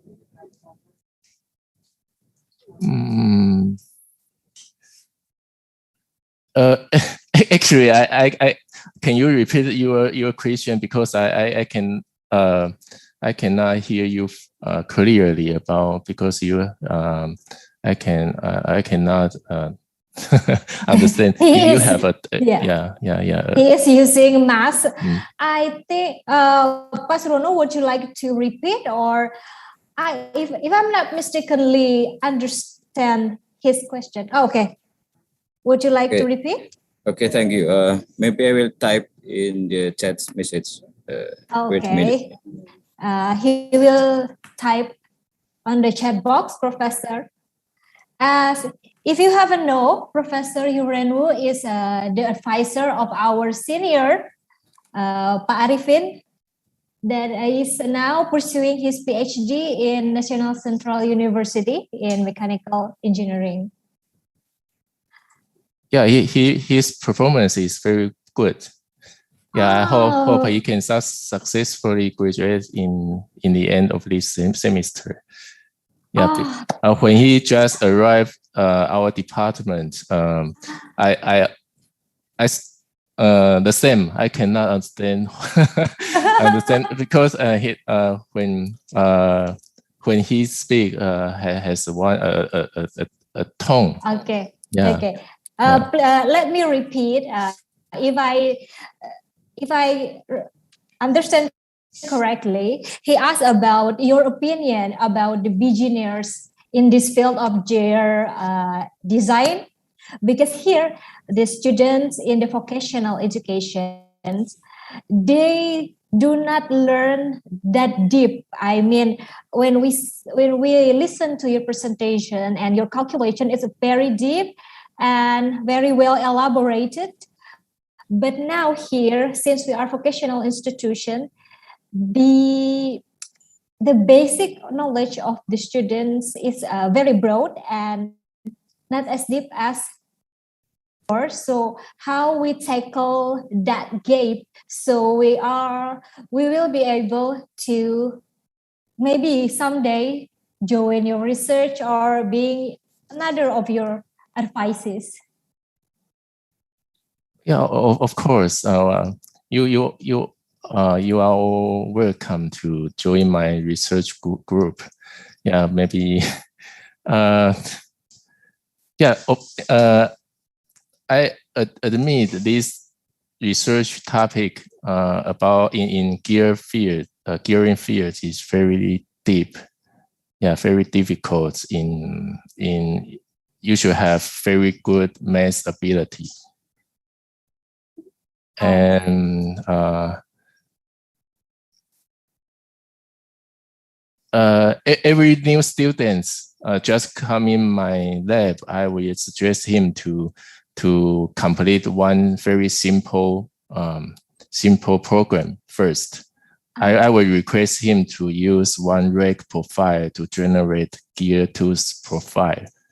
Okay. And I will teach you about the method and principle about the theory of gearing. Very nice to hear that, Professor. I know because many of our students and our colleagues here tend to be kind of shy to learn because they think their knowledge are very basic. Okay. Yeah, you are so humble. Yes. Yeah. All right then. Oh my God, we passed the time actually. Okay. All right.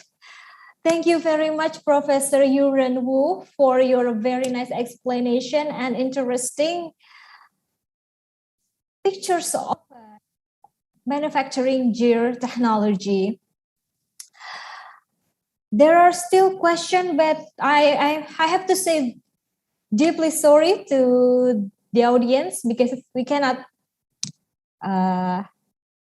continue this session. We have come to the end of this session. I think we've covered the question that asked previously. If you have further question, you can ask in the chat box, and then we will ask to Prof. Yuren Wu. Once again, thank you very much, Prof. Wu, for your very insightful presentation and sharing. Thank you. Okay. All right. Now, I would like to return to the host, Mas Haryo and Bu Nunik. Thank you very much for the opportunity. I'm so happy you all guys in this first session. Thank you, Bu Ovi, for leading this session. And to express our sincere appreciation and gratitude, the committee would like to present a token presentation to both speakers. The first is for Associate Professor Dr. Nirmal Nir.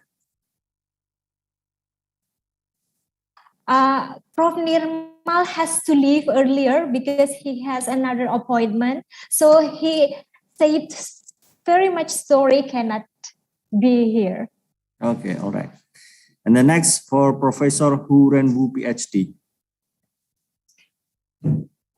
Okay, thank you. Thank you.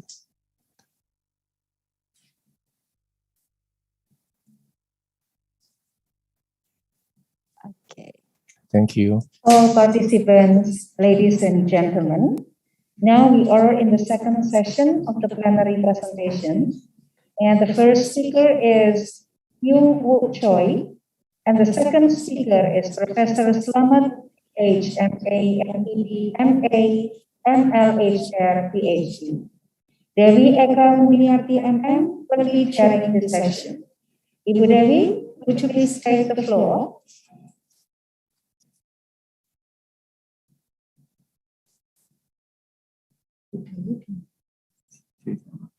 Yes, thank you, Ibu Nuni and Mas Aryo.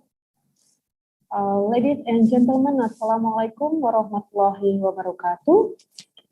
Good afternoon, honorable speakers and audience. My name is Dewi Eka Murniati. This is my truly honor to be the moderator of this second panel session.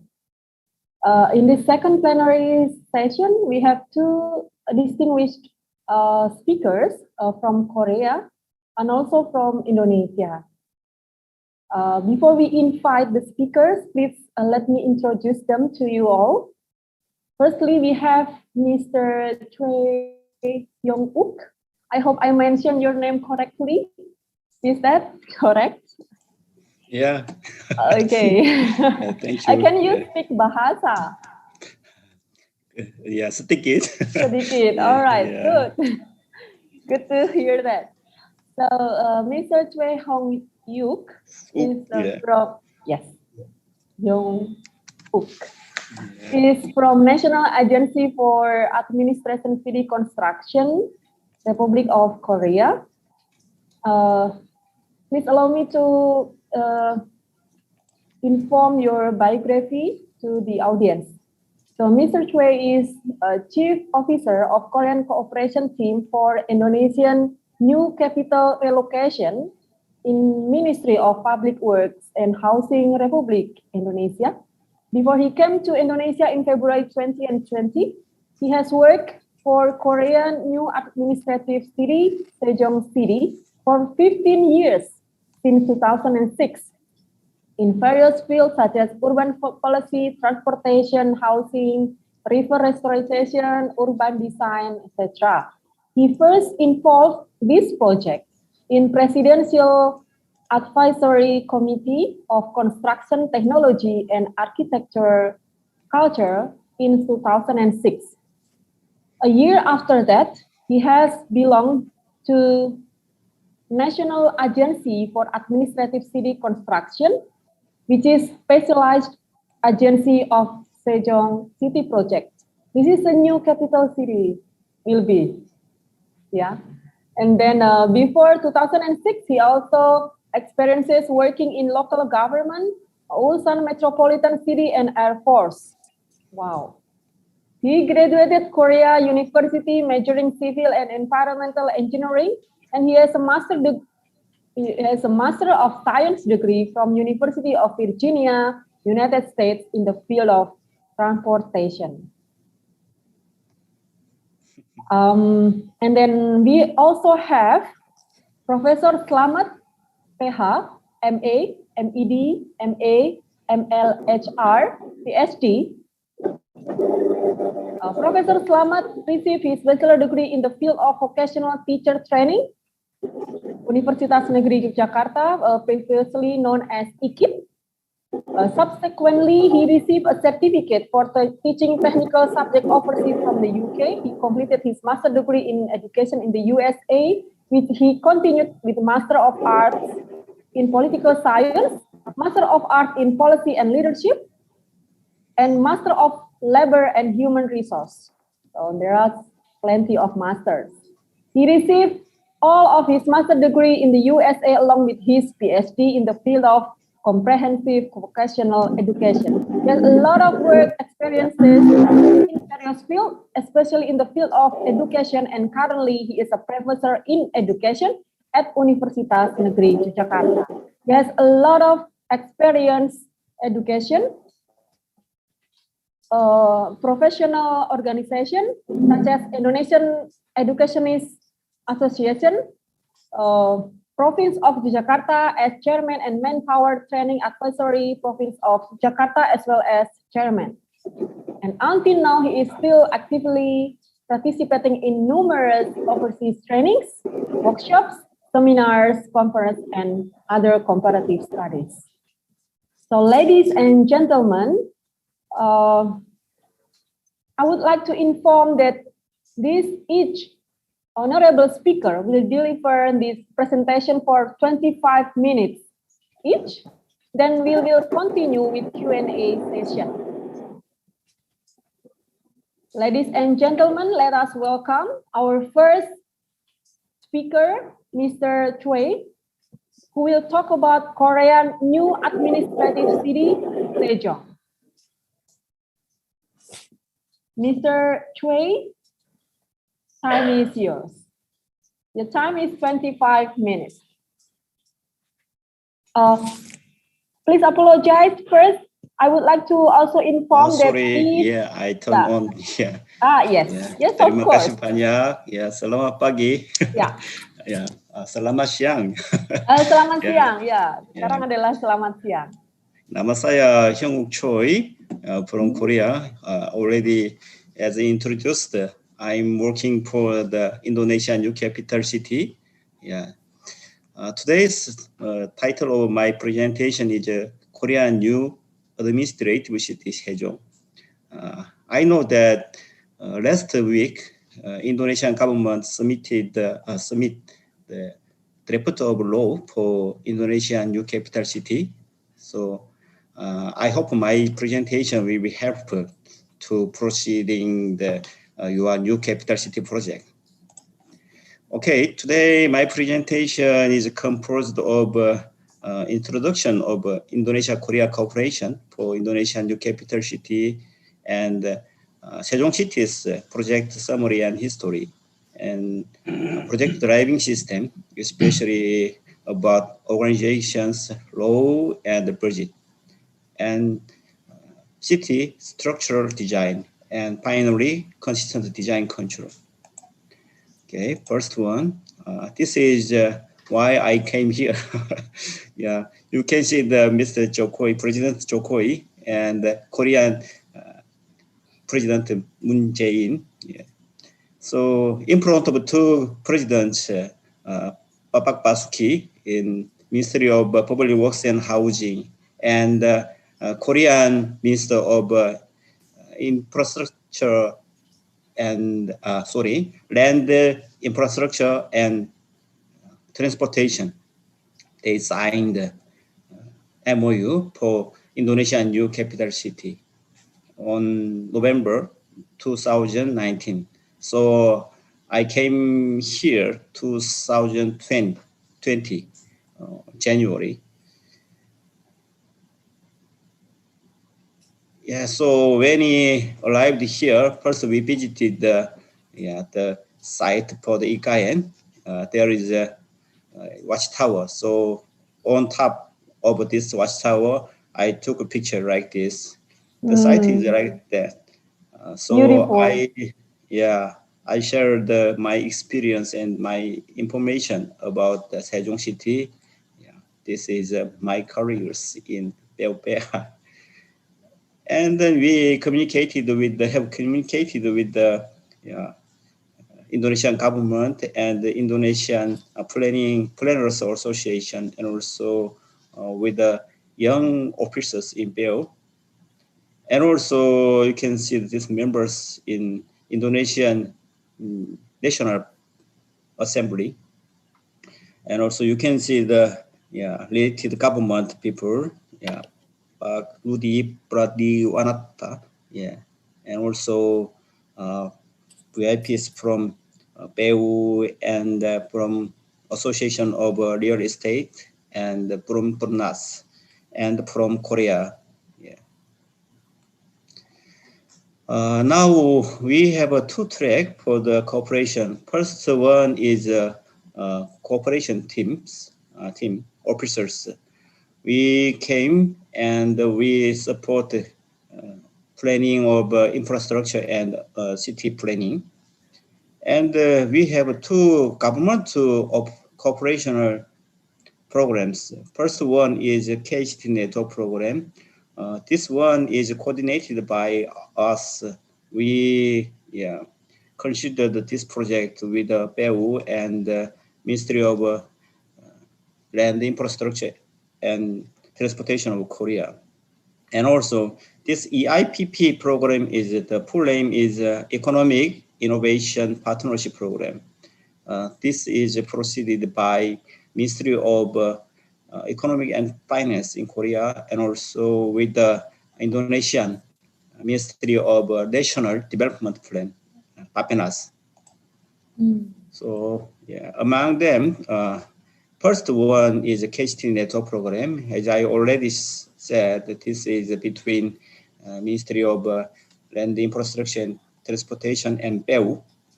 It contains smart city basic plan and smart water system, smart transportation system.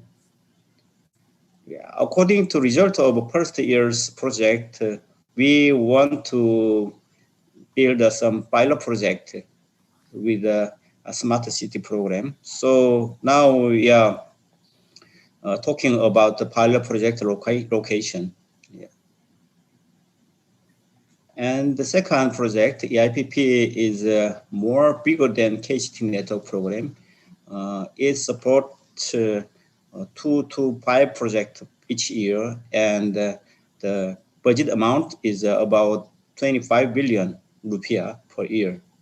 So it has 4 tasks in 1 year. First one is a roadmap of economic transformation and comprehensive urban development plan.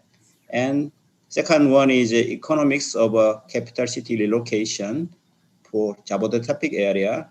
And third one is funding for new capital city development. And last one is energy transition master plan and waste management system. So in Korea's 2 government-to-government program covered most of area of a new capital city project. By this project, we suggested this kind of structure of urban planning. However, it is based on the existing pre-master plan of Bapenas. So, and also, yeah, this one. Interesting is we suggested this thing beside of the Ieee area. And I want to introduce the project summary and history of Sejong City. The purpose of a project is to promote balanced development and the competitiveness of the nation. It's the same to Indonesia. The budget is 22.5 trillion won. Government will pay 8.5 trillion won, and Korean Land and Housing Corporation will pay 14 trillion won. Almost it can be the 160 trillion rupiah, I think. And our target population is 500,000 by 2030. So our target is administration-centered, self-sufficient city. So beside of administration, we will attract more investment from various departments like industry and hospital and commercials, research and so on. So we divided our project third phases. First one is by 2015. This phases will be driven by government relocation.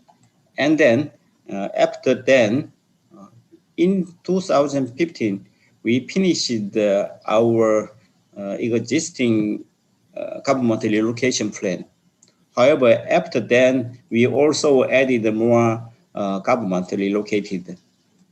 However, from the 2016, we want this city to grow up with the other area, the other industries. And so on, we want to grow up itself from the 2021. Most of people said that Sejong City and administrative city, but they don't distinguish. They cannot distinguish from Sejong and administrative city. So I define today. First, this area is Korean new administrative city. The size of area is 73 square kilometer. And then Sejong is the local government area like this. The total area is 465 square kilometer. It's kind of a IPP. Administrative city is IPP. And Sejong is like Ieee. So now the population of last month is, 2 months ago, yeah, 275,000 people now living in administrative city. And then Sejong is surrounded by 5 cities, and total metropolitan area is about 4,000 square kilometers. Now the population is approximately 4 million. We want to make this metropolitan area 500 to 5 million or to 6 million metropolitan city. So we will see the process. Our first registration for this project was established in 2005. Before the registration, Presidential Committee for Administrative City Construction read all preparation regarding relocation plan of a central government and master plan and development plan of administrative city, and also designation of project area and project implement. After Special Act for Administrative City enacted on March 2005, we started this project officially. So we designated the project area and designated the project implement, and we established the relocation plan with a 3-page plan. And we started a structural plan like master plan and the development plan. And also we started the land compensation. After January 2006, we established the National Agency for Administrative City Construction. So NACC coordinated the whole project process of this project. They finished the planning of a master plan and the development plan, and then they started the planning of a local plan in administrative city, following with the master plan and development plan. So we already designated the LH as our project implement. They finished the land compensation by the end of 2006. So in 2007, we finished our local area plan, like such as central administration town and first living town and central green space, and also additional 2 living zone. So on July, we had the groundbreaking ceremony. However, we experienced the regime change and attempted to discard this relocation plan 2008. However, in 2010, National Assembly rejected the amendment bill. So we restarted the construction actually in 2011. So we wasted 2 years. So, however, we started the movement of government. So in early time, we suffered the shortage of housing. This is in 2006. It's just some area of rural area with agricultural water rice paddy.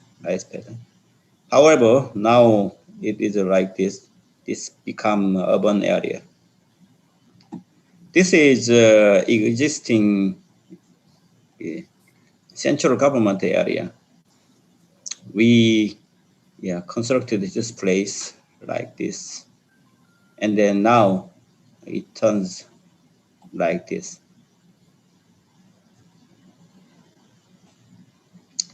So next, I will introduce project driving system. Especially, this is very important in early time for the efficient process of construction.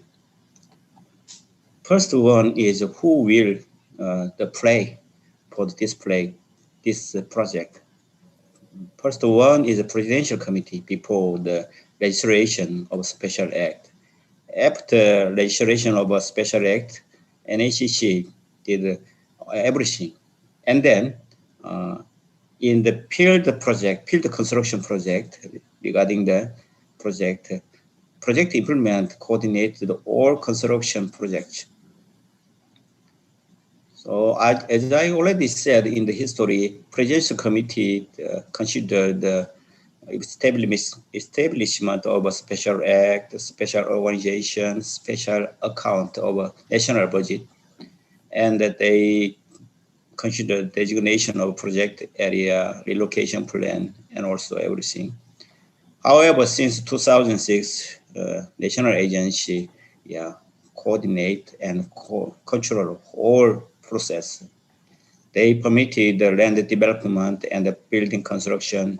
They formulated the metropolitan plan, master plan, development plan, and they approved all kind of implementation plan, land supply plan, submitted by project implementer.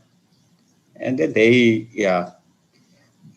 manage the special account of a national budget, and they build public facilities and metropolitan approaching road. When 2006, they started their work in the project area. They build a watchtower and some project promotion area and offices.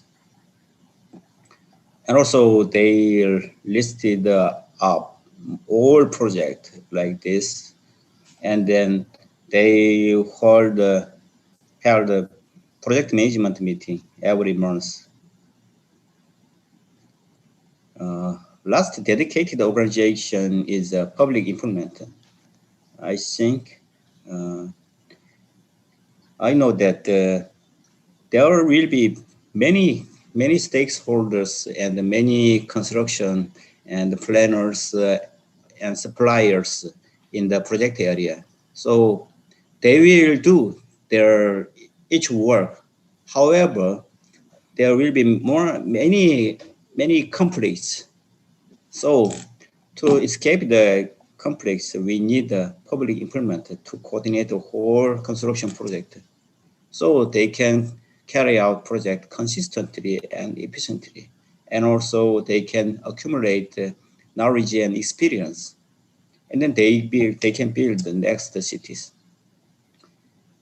and they can regain the profit from the urban development. With the money, they can reinvest for the next city.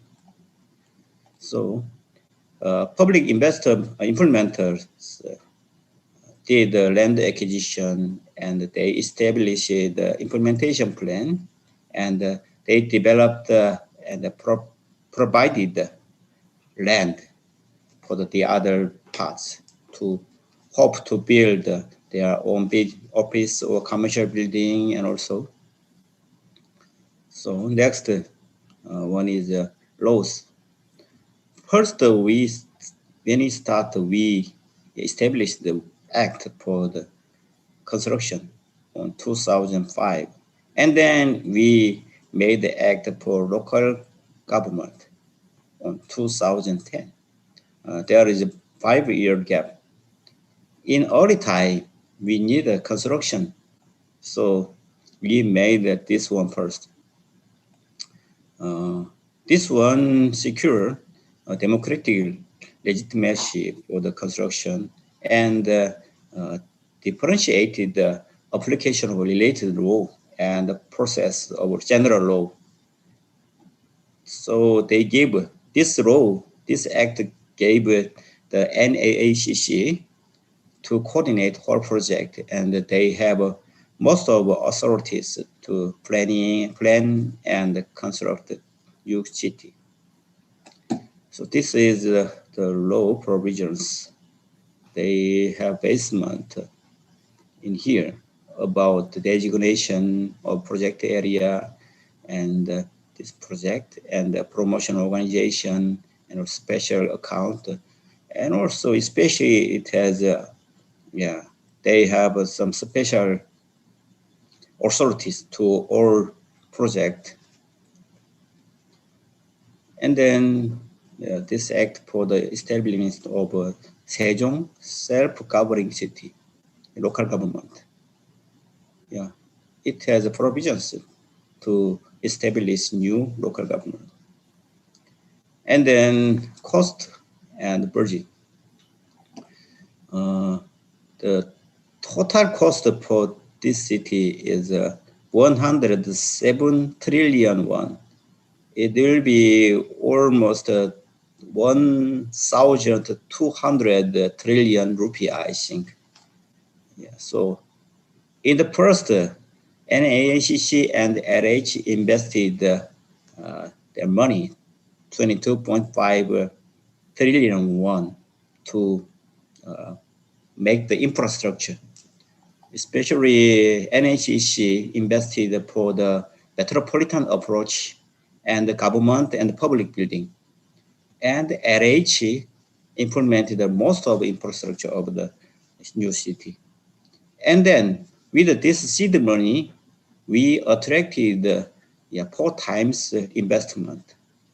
Government research institute, public organizations, housing development, commercial developers, education organizations, industrial bodies, medical body, and also they bought the land prepared by LH. So they paid the price of land, and then they build their building. And I will introduce this city's unique structural design. First, we designated this project area, and then considering the highways and most important transportation facility, we planned 18 approaching roads. And then in the city, LH planned the implementation plan, and most of infrastructure was provided by LH. This city's main structure is a 2-ring. Inside it has a public transportation access, and outside it has a highway, circular highway for the cars, for the bypassing this city. People want to go outside or to move the other side in the city with a car. They go to here and they can bypassing all urban area, so they can approach it to the other side. And then they want to use the public transportation. They can take the BRT here, and then they can go to the other side. This ring shape of structure symbolizes the purpose of our project, balance the development of our country. So we don't put all things in central area. We vacated this area as open space. So we put the main functions along the BRT axis like this. So this is our concept. We vacated the center area. So in the center area is full of cultural and green functions for the citizens' rest and entertainment and the leisure. Yeah, this is like this. It has a Lake Park and the Central Park and the National Arboretum. And in the center area, we have a National Library and the Presidential Archive and Art Center and Convention Center. And we can see around the surrounding area. This surrounding ring-shaped city is connected with the BRT line. It has a 22 BRT station, and the length is 23 kilometers, and the circulation time is 50 minutes. So if you want to go the opposite side of the city, it takes 25 minutes maximum. And you can see that this is very important concept of map. The highlighted area is show the walking distance area in both sides, 500 meters and 500 meters. The width of total width is 1 kilometer. In this area, we have 70% of total population and 85% of commercial. So most of the people in Sejong City, in this administrative city, can walk and take a BRT and take bus. They can enjoy their life inside of this city without their own car. And we designed the BRT line like this. In the center, 2 lane, we have 2 lane for the BRT and this station, like a railway station. And then we have just a 2 lane for the in one direction. And we have a very wide space for the pedestrian and the bike users. Yeah, this is a BRT station and BRT. The different one from Jakarta, we have a low floor bus. We use this high capacity city. And then this is tunnel and this is bridge in the cross section. So BRT don't need to wait in the cross section. And also we have this one city and we have 6 big living zone, local zone. And we have 21 basic living zone. This is a kind of 15-minute living zone. And this small one is a 5-minute living zone. This is very important indicators for the living. When we move to the new capital city, we should make a very good environment for living, especially for the public officers and people who move to the new city. So they can be satisfied with the city, and then people can gather and they can settle down peacefully. So sorry to interrupt, but you have time for 2 minutes left. I'm sorry. Okay, I see. Yeah. Yeah. Okay, I will hurry up. So Indonesia government also need this kind of living facilities for their life. So this is a prototype of a living zone. In the center, we have a kindergarten, elementary school, and commercial and police station, and firefighters office. And housing is surrounded like this. So this evolved type of this living zone. And we put emphasis on this living center zone. So now we are developing like this. In the center, we have a very big playground and most of us schools and the publics. So this type is also a different type of living zone. In the center, most of things for the living is here. So they can walk and ride the bike and they can approach it to the BRT station like this. So this is photos of our living zone. It has this community pass. People can use this without car. They can walk and they can ride bike. And we have very wide space for the walking and the bike. This is a unique type of apartment, and especially we put the community space on top of the apartment. And in the living zone, in the center area, we have this kind of community center for the administration and welfare and support, and also people's gathering and people's communication, like this. So, and we want to some consistent design of a city. So we design the BRT, very important space for this city like this, like a European traditional city. We put some guideline, 5-story building. Yeah, and we applied the 30 different type of this building. So yeah, you can see that this different 30 type of design on the height. And we surveyed 50 urban facilities on the road. So we applied the consistent design like this and applied, yeah, like this. This is photo. However, yeah, this is our sketch, and we realized like this very same. And then our conventional new city, we sold land by piece regardless of design.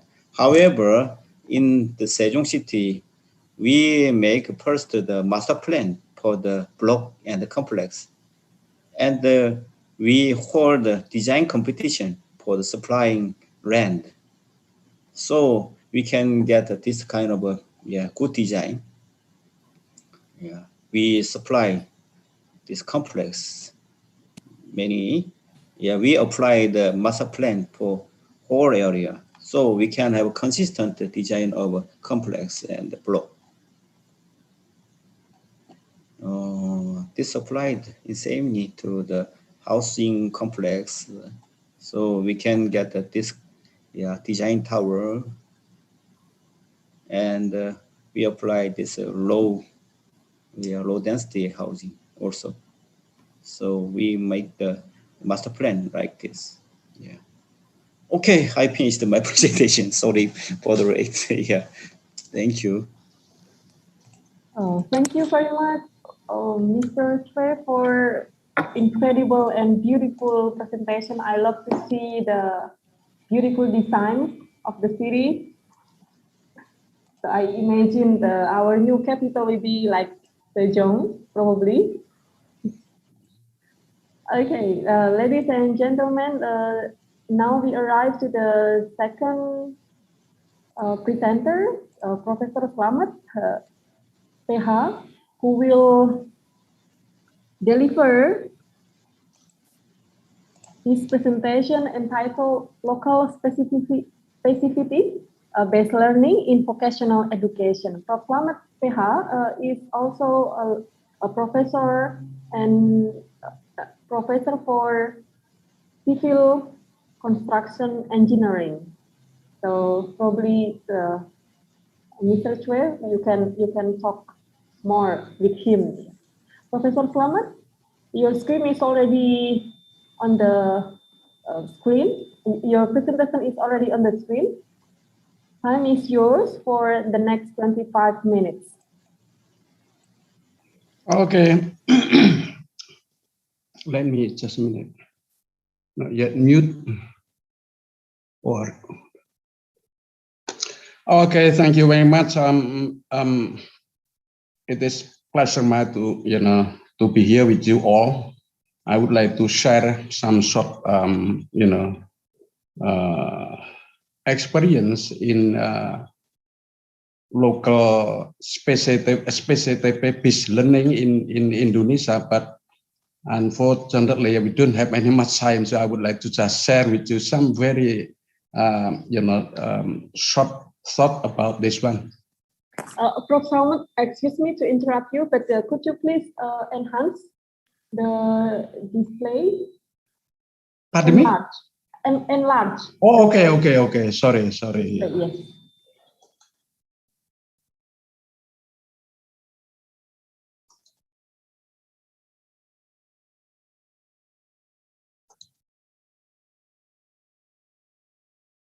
Perfect. Ready? Thank you. Yes. Okay. Stop me 5 minutes before I finish my speech. I will. Thank you. in very short time, I would like to share with you some of the pertinent things that probably you have to understand Indonesia. Indonesia is a very diverse country, and I think, you know, whoever the president, whoever the minister of education, they will be in trouble, because we are a very diverse country. You know, a lot of islands, a lot of different ethnic group, a lot of different religion, and but basically Indonesia is a good example of how to, you know, to be tolerant with the other. Now, I just give you short at glance, I mean, you know, the diversity of Indonesia, that perhaps, you know, Indonesia is the most diverse country in the world in terms of, you know, culture, ethnicity, religiosity, languages, island, archipelago, and of course, you know, natural resources. And this natural resources is probably Indonesia has a lot of, you know, natural resources, but sometimes those who are taking our resources are not us, you know, but from foreign people usually. Now, as you may know, that roughly about 275 million people with, you know, I tell you, people with linguistically, ethnically, and religiously very heterogeneous, and living throughout the vast and sprawling archipelago. So you can imagine that the communication in Indonesia is much difficult, more difficult than USA, than Chinese. It's only one island. I do believe those who are president in USA may be not able to be a president in Indonesia to, you know, manage peacefully, because Indonesia is a very different and complicated country. Now, the first archipelago is, you know, Indonesia. Again, you know, we have roughly about, I don't know exactly, but at least, you know, we have hundreds of islands throughout Indonesia, from the east to the west and from the north to the south. And then, you know, some total of 675 languages spoken in Indonesia, some 375, 70 different ethnic groups, together with the multitude of religion. And therefore, unity in diversity as a coat of arms was actually already declared, you know, by the youth from all over Indonesia in 1928, actually. And also, Indonesia is rich and magnificent in terms of natural resources. This is why Indonesia is still a very integrated country, that because we have Pancasila. I don't want to read all, but at least this, you know, Indonesian ideology that is able to unite all Indonesian people. Yeah. Now, Indonesian resources, we have a lot of human resources. Again, you know, I told before that we have 275 almost, yeah, million people, and we have a rich natural resources. Well, we have financial resources, but, you know, maybe the management is not as good as what we want, and that's why, you know, we have to have a lot of loan from World Bank or whatever. Cultural resources, the not different cultures. Yeah. Social resources, again, you know, Indonesia basically was, well, up to now actually, is a country with a good social resources. That's why, you know, we have an extended family in Indonesia, and you never meet it in a Western country. Man-made resources also. Now, two things characterize in education. One is the goal of education. We call it the cost, and second one cause, and second one is effort to achieve the goal, effects. Actually, our business in education is only these two things. Whether we define the goal of education correctly or not, but the second one is how to achieve the goal is another thing. Now, what I'm discussing here, local specificity-based learning, is only one of the many efforts to achieve the goal of education. Again, I told you before that basically in education, not in education, in our life, in family, it's only two things: what to achieve, and second one, how to achieve. That's it. Why not successful? Well, there are many things that we would like to discuss actually. Now, the goal of education in terms of quality, I define it. I wrote it in 1996 actually. It's quite a long time. It's almost 30 years roughly, but I still keep it because I wrote it fundamentally.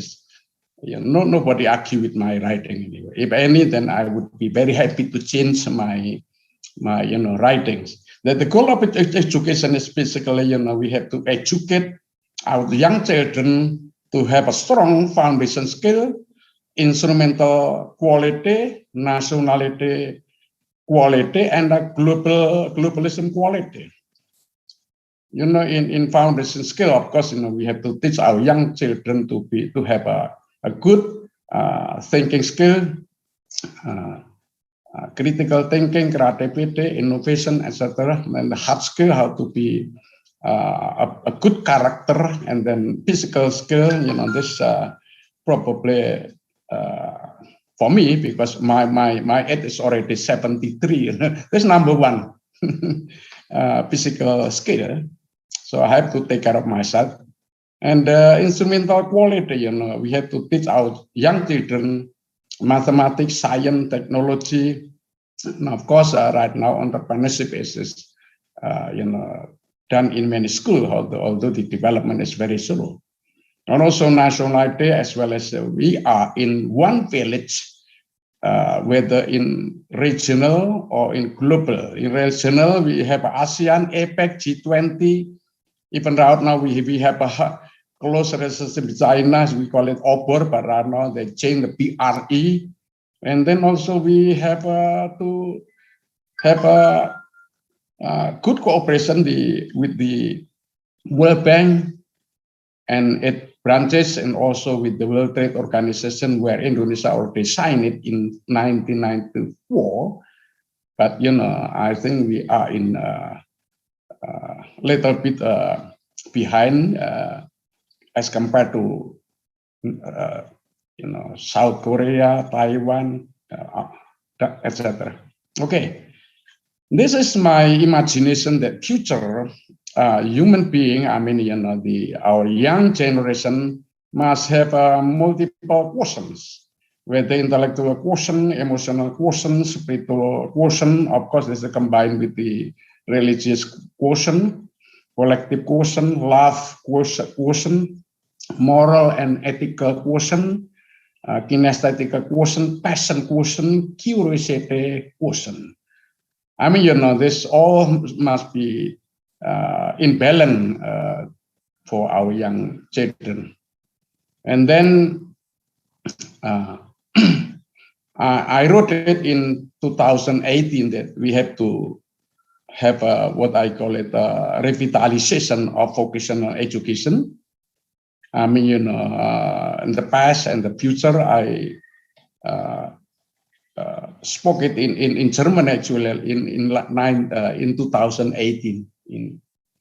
Well, I don't want to read all, but at least we have to change from the competency-based to capability-based system. More focus on preparing to be employee next time. Well, we have to prepare entrepreneur. Very limited money literacy, and we have to teach our young children to have a broad money literacy. How to monetize our expertise is one of the biggest challenge. We are very expert in everything, but how to monetize this expertise? Sometimes we are in trouble in higher education. That's simply because we are not good in entrepreneurship. Yeah.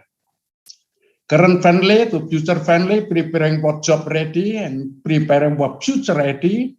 What to think, how to think, rigid and specific curriculum, flexible and broad curriculum, single technology, fuse technology, etc., etc. And I think this one is very easy to read. Now, if we would like to develop our education, vocational education, then we have to have a full system of vocational education, let's say at school level, from contact, input, process, output, outcome, as well as impact actually.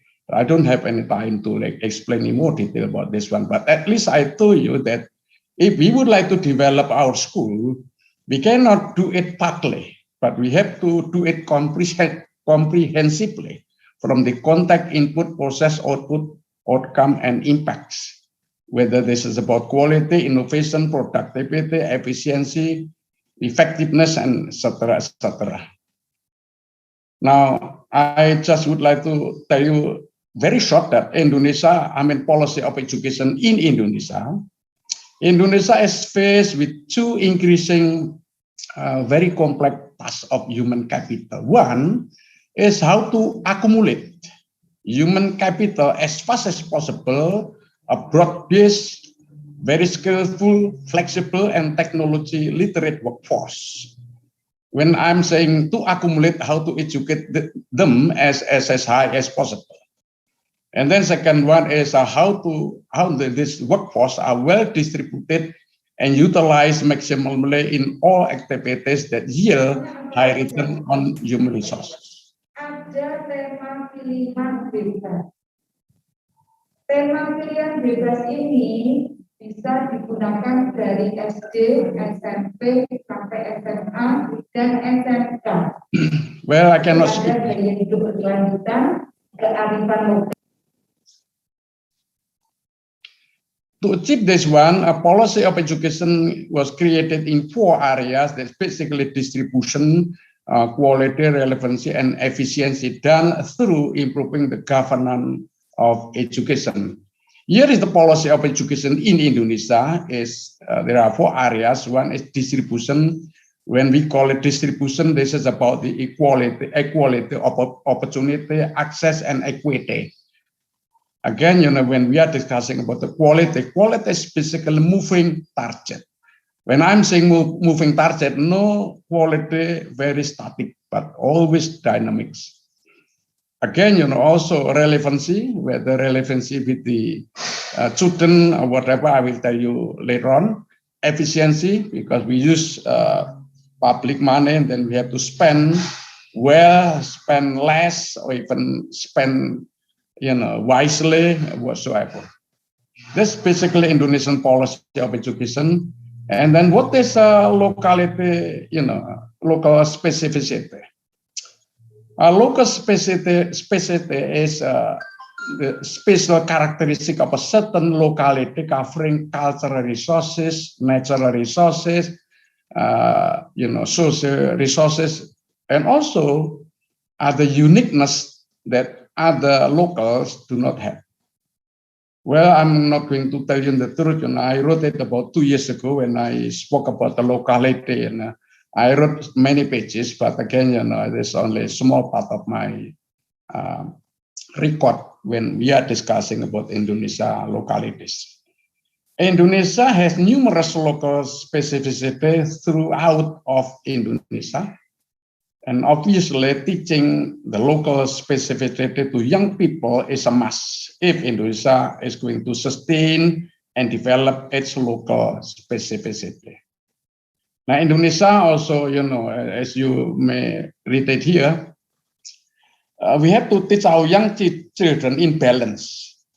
When I'm saying in balance, we have to teach them about local need, national need, also regional and international demands, and thus learning must cover in balance among local needs, national need, regional need, and international demand. Now, with regard to local specificity, it is about relevancy actually. When we are discussing about local specificity, this is about relevancy between education in general and vocational in specific with local specificity potential such as cultural and natural resources. About relevancy, as you may see it, education must be relevant to the need of children, to the need of the family, and local need as well as national development needs. But how to make this policy sometimes is not the easy. Relevancy of education, it's in a broad sense, So actually, I have already told you before that this is how to educate our young children so that they are developing imbalance between local need, national need, regional challenges, as well as international challenges. So when we are discussing about this one, actually, we are talking about the relevancy is about link and match. This one was introduced by Pak Wartiman, where I was very intensively help him how to develop link and match. If you would like to look at in more detail about document link and match, ask me. Do not ask somebody else. Ask me, because I'm the one who are very closely. Even I wrote the dual system ministry degree.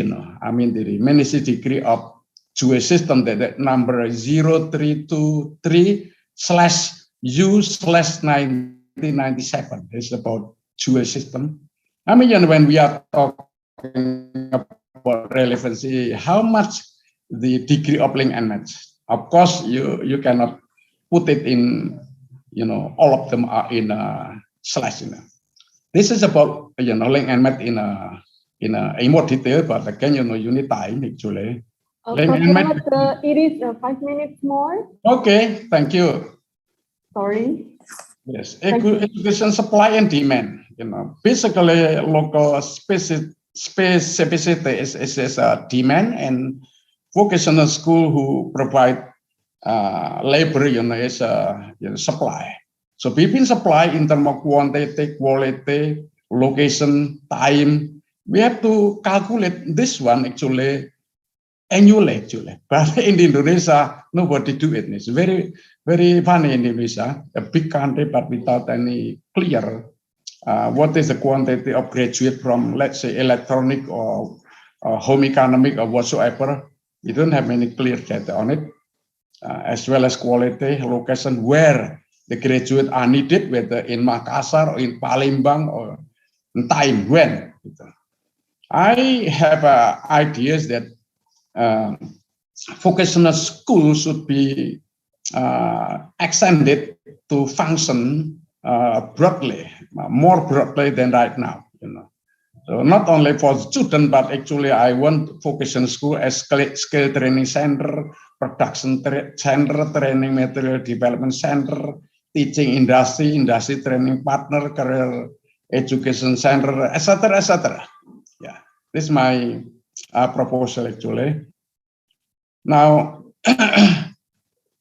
there are several questions that we have to make in more detail actually when we are discussing about the, how to develop specificity-based learning. There are many questions. I can answer it, but I don't have any time to discuss in more detail. What learning objective, to master the local specificity, what to learn to achieve the objective, how to learn, with what to learn, how to assess learning, when to learn, where to learn, who facilitate learning, how to manage learning. Well, I have 10 more questions, but at least I just to condense it's only a small question. Yeah. Now, and the last one actually, learning strategies, how to teach our young children in order to master the local specificity.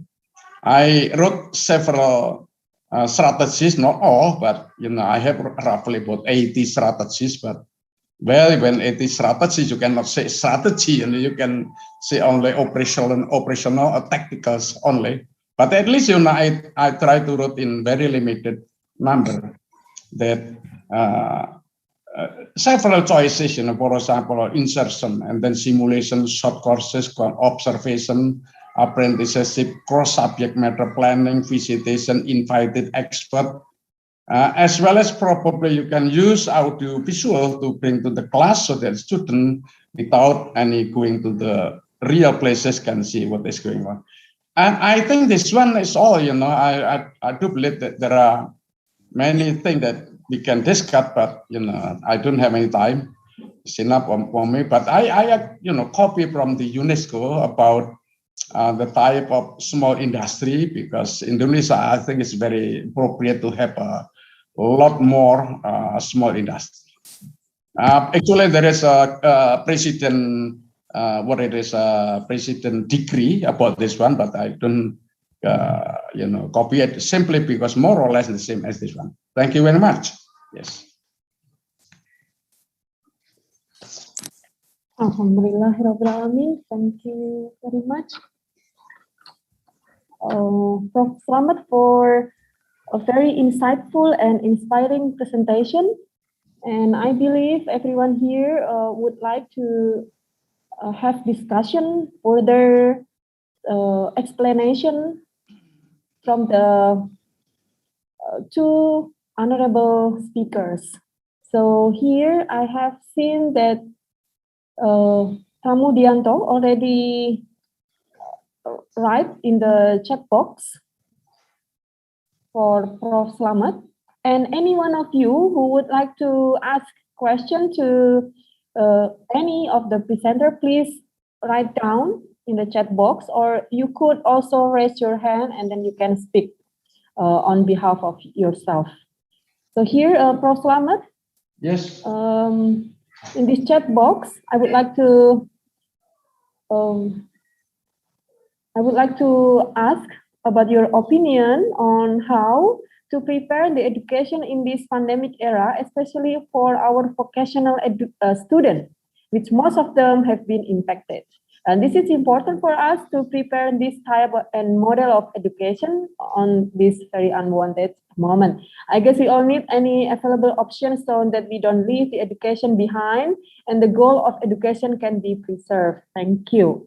And also for Professor Chue, I guess we know that relocating the capital city is a big deal. Yes, I believe so. What is the main challenges that you meet in the stages of relocating of the capital city? Prof. Slamet, would you like to answer the first question that is addressed for you? And then we move to Professor Chue.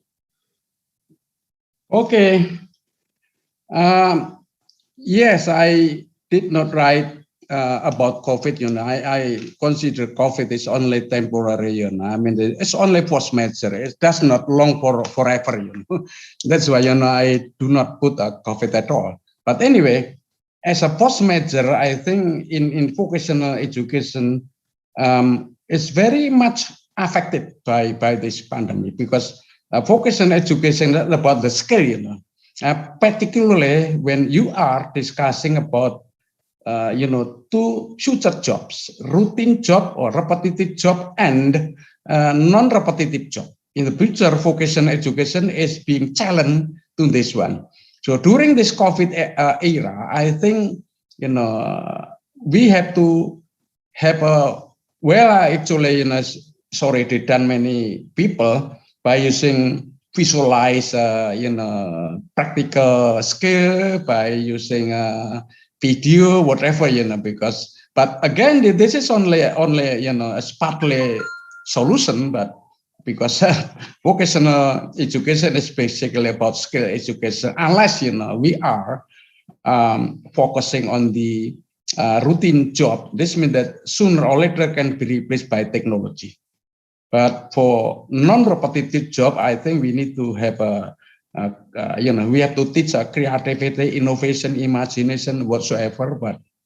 But again, I think how to handle it is only one thing that I told you before. Use media, audio, visual, or maybe we have to use photo whatsoever, so that we can bring them to the class.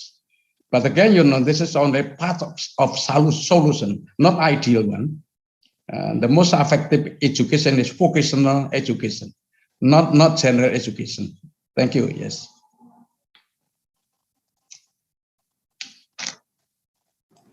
All right. Thank you very much for the answer, Prof. Selamat. So now we move to Professor Chui. Professor Chui? Yeah. Yes, all right. Yeah. So I believe you already seen the questions? Yeah, sure. Yeah. All right. Okay. Yeah, regarding the challenge is, as when you ask the question, capital relocation is a very big deal. So we need a very stable political situation. So today I introduced the driving system like law and the organization, and one more thing is budget. So with the stable driving system, we can proceed the project stably. So yeah, political stability is most important, I think. Yeah.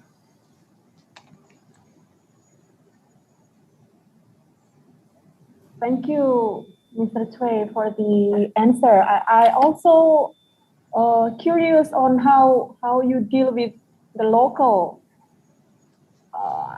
As I read the case of Sejong, the local also involved and impacted by the public works done in Sejong. And how about that in new capital relocation of Indonesia? Do you also see that? Yeah. Please, I cannot understand your question. All right. Okay. Yeah. What means local? Yeah. Yeah. Local means the community. The community, that the people that already live there, and then they need to open to a new development era, which is probably some of them not easily open to that. Do you also see that?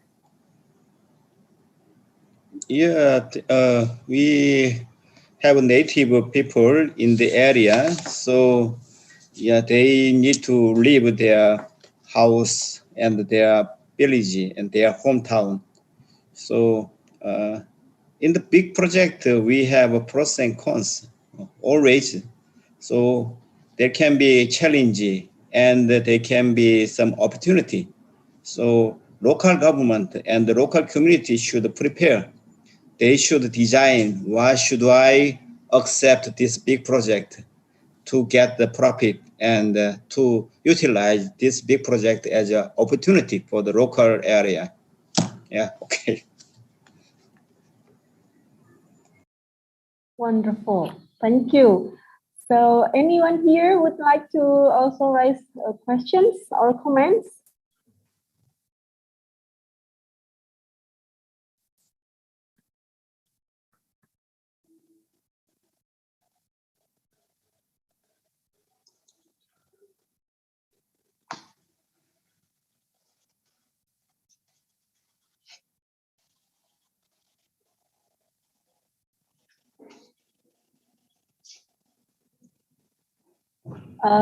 This is the new one from Novia Suryatwanti. Thank you, Novia, for Mr. Chu. How do you compare the location of the capital city in Indonesia with Sejong? This is very interesting. This is a very short question and a very big question to answer. we need a very long explanation. Yeah. So Indonesia is in starting stage. Yeah, I already suggested our history in the early time. So I want the Indonesia government to consider this one very considerately. So yeah, so they want to. I hope they escape the trial errors which Korean government experienced. Yeah, I cannot answer exactly because this relocation situation of Indonesia is in the starting time. Yeah, okay.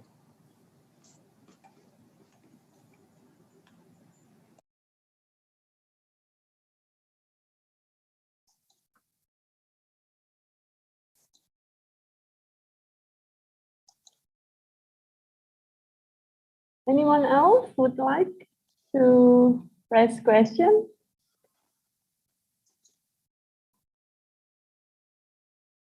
Dear audiences, these two honorable speakers are from civil engineering and construction sustainability, and also professor from education, vocational education for civil engineering also. So I believe here who joined international conference for sustainable infrastructure has so many questions.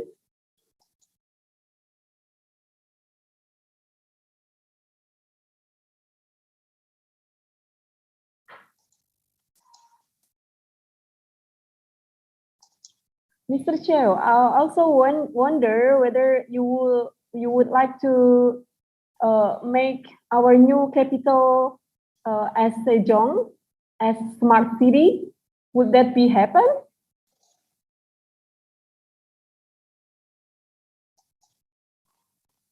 Oh, you. Sorry, yeah. Yeah. I forgot to turn on. Yeah. Sejong City is already acknowledged by the many countries as a very good smart city. We are considering this our city as the most advanced smart city because when we start over planning, we already established the plan for the smart city. And early time it was called the ubiquitous city. So we are now continue to developing. And will it be happen in new capital city of Indonesia? Yeah, sure. Indonesia government also want to world class high top smart city. Yeah. All right. If I have opportunity, I will support.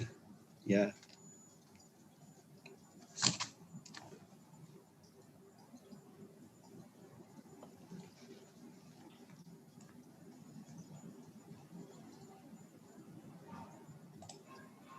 Well, since now it's 5 to the end of our conference today, 5 minutes to the end of our conference today. So since there is no more questions, so I would like to thankful and express our highest appreciation to two honorable speakers, Mr. Choi and Professor Slamet, for your availability to share your knowledge, experience, and also all incredible things that we can see from here through virtually. But it is beautiful. I love to see the buildings, Mr. Chue. So I hope we can discuss further in the next conference probably. And then again, we would like to thankful for all audiences up to now. We still have more than 250 participants that they are ready to proceed their conference process into parallel session after the break. So this is the end of second session of plenary. Should you found any shortcomings, please accept my sincere apologies. I'm Dewi Eka Murniati, the moderator for second session. I would like to return back to the master of ceremony of this conference. Haryo, back to you. Thank you. Maybe thank you very much for your paying attention to our short, presentation. I do believe this. A lot of things to be asked, but no time at all. I'll see you then. Yes. Thank you very much, Prof, for your inspiring presentation. Okay, thank you. Yes. Thank you. You're welcome. You're welcome. Well, ladies and gentlemen, this is the end of the second plenary session. And as an expression of gratitude and appreciation, we would like to present tokens of appreciation to both speakers. The first is Hyung Wook Choi. And then the second speaker is Professor Slamet, PhD.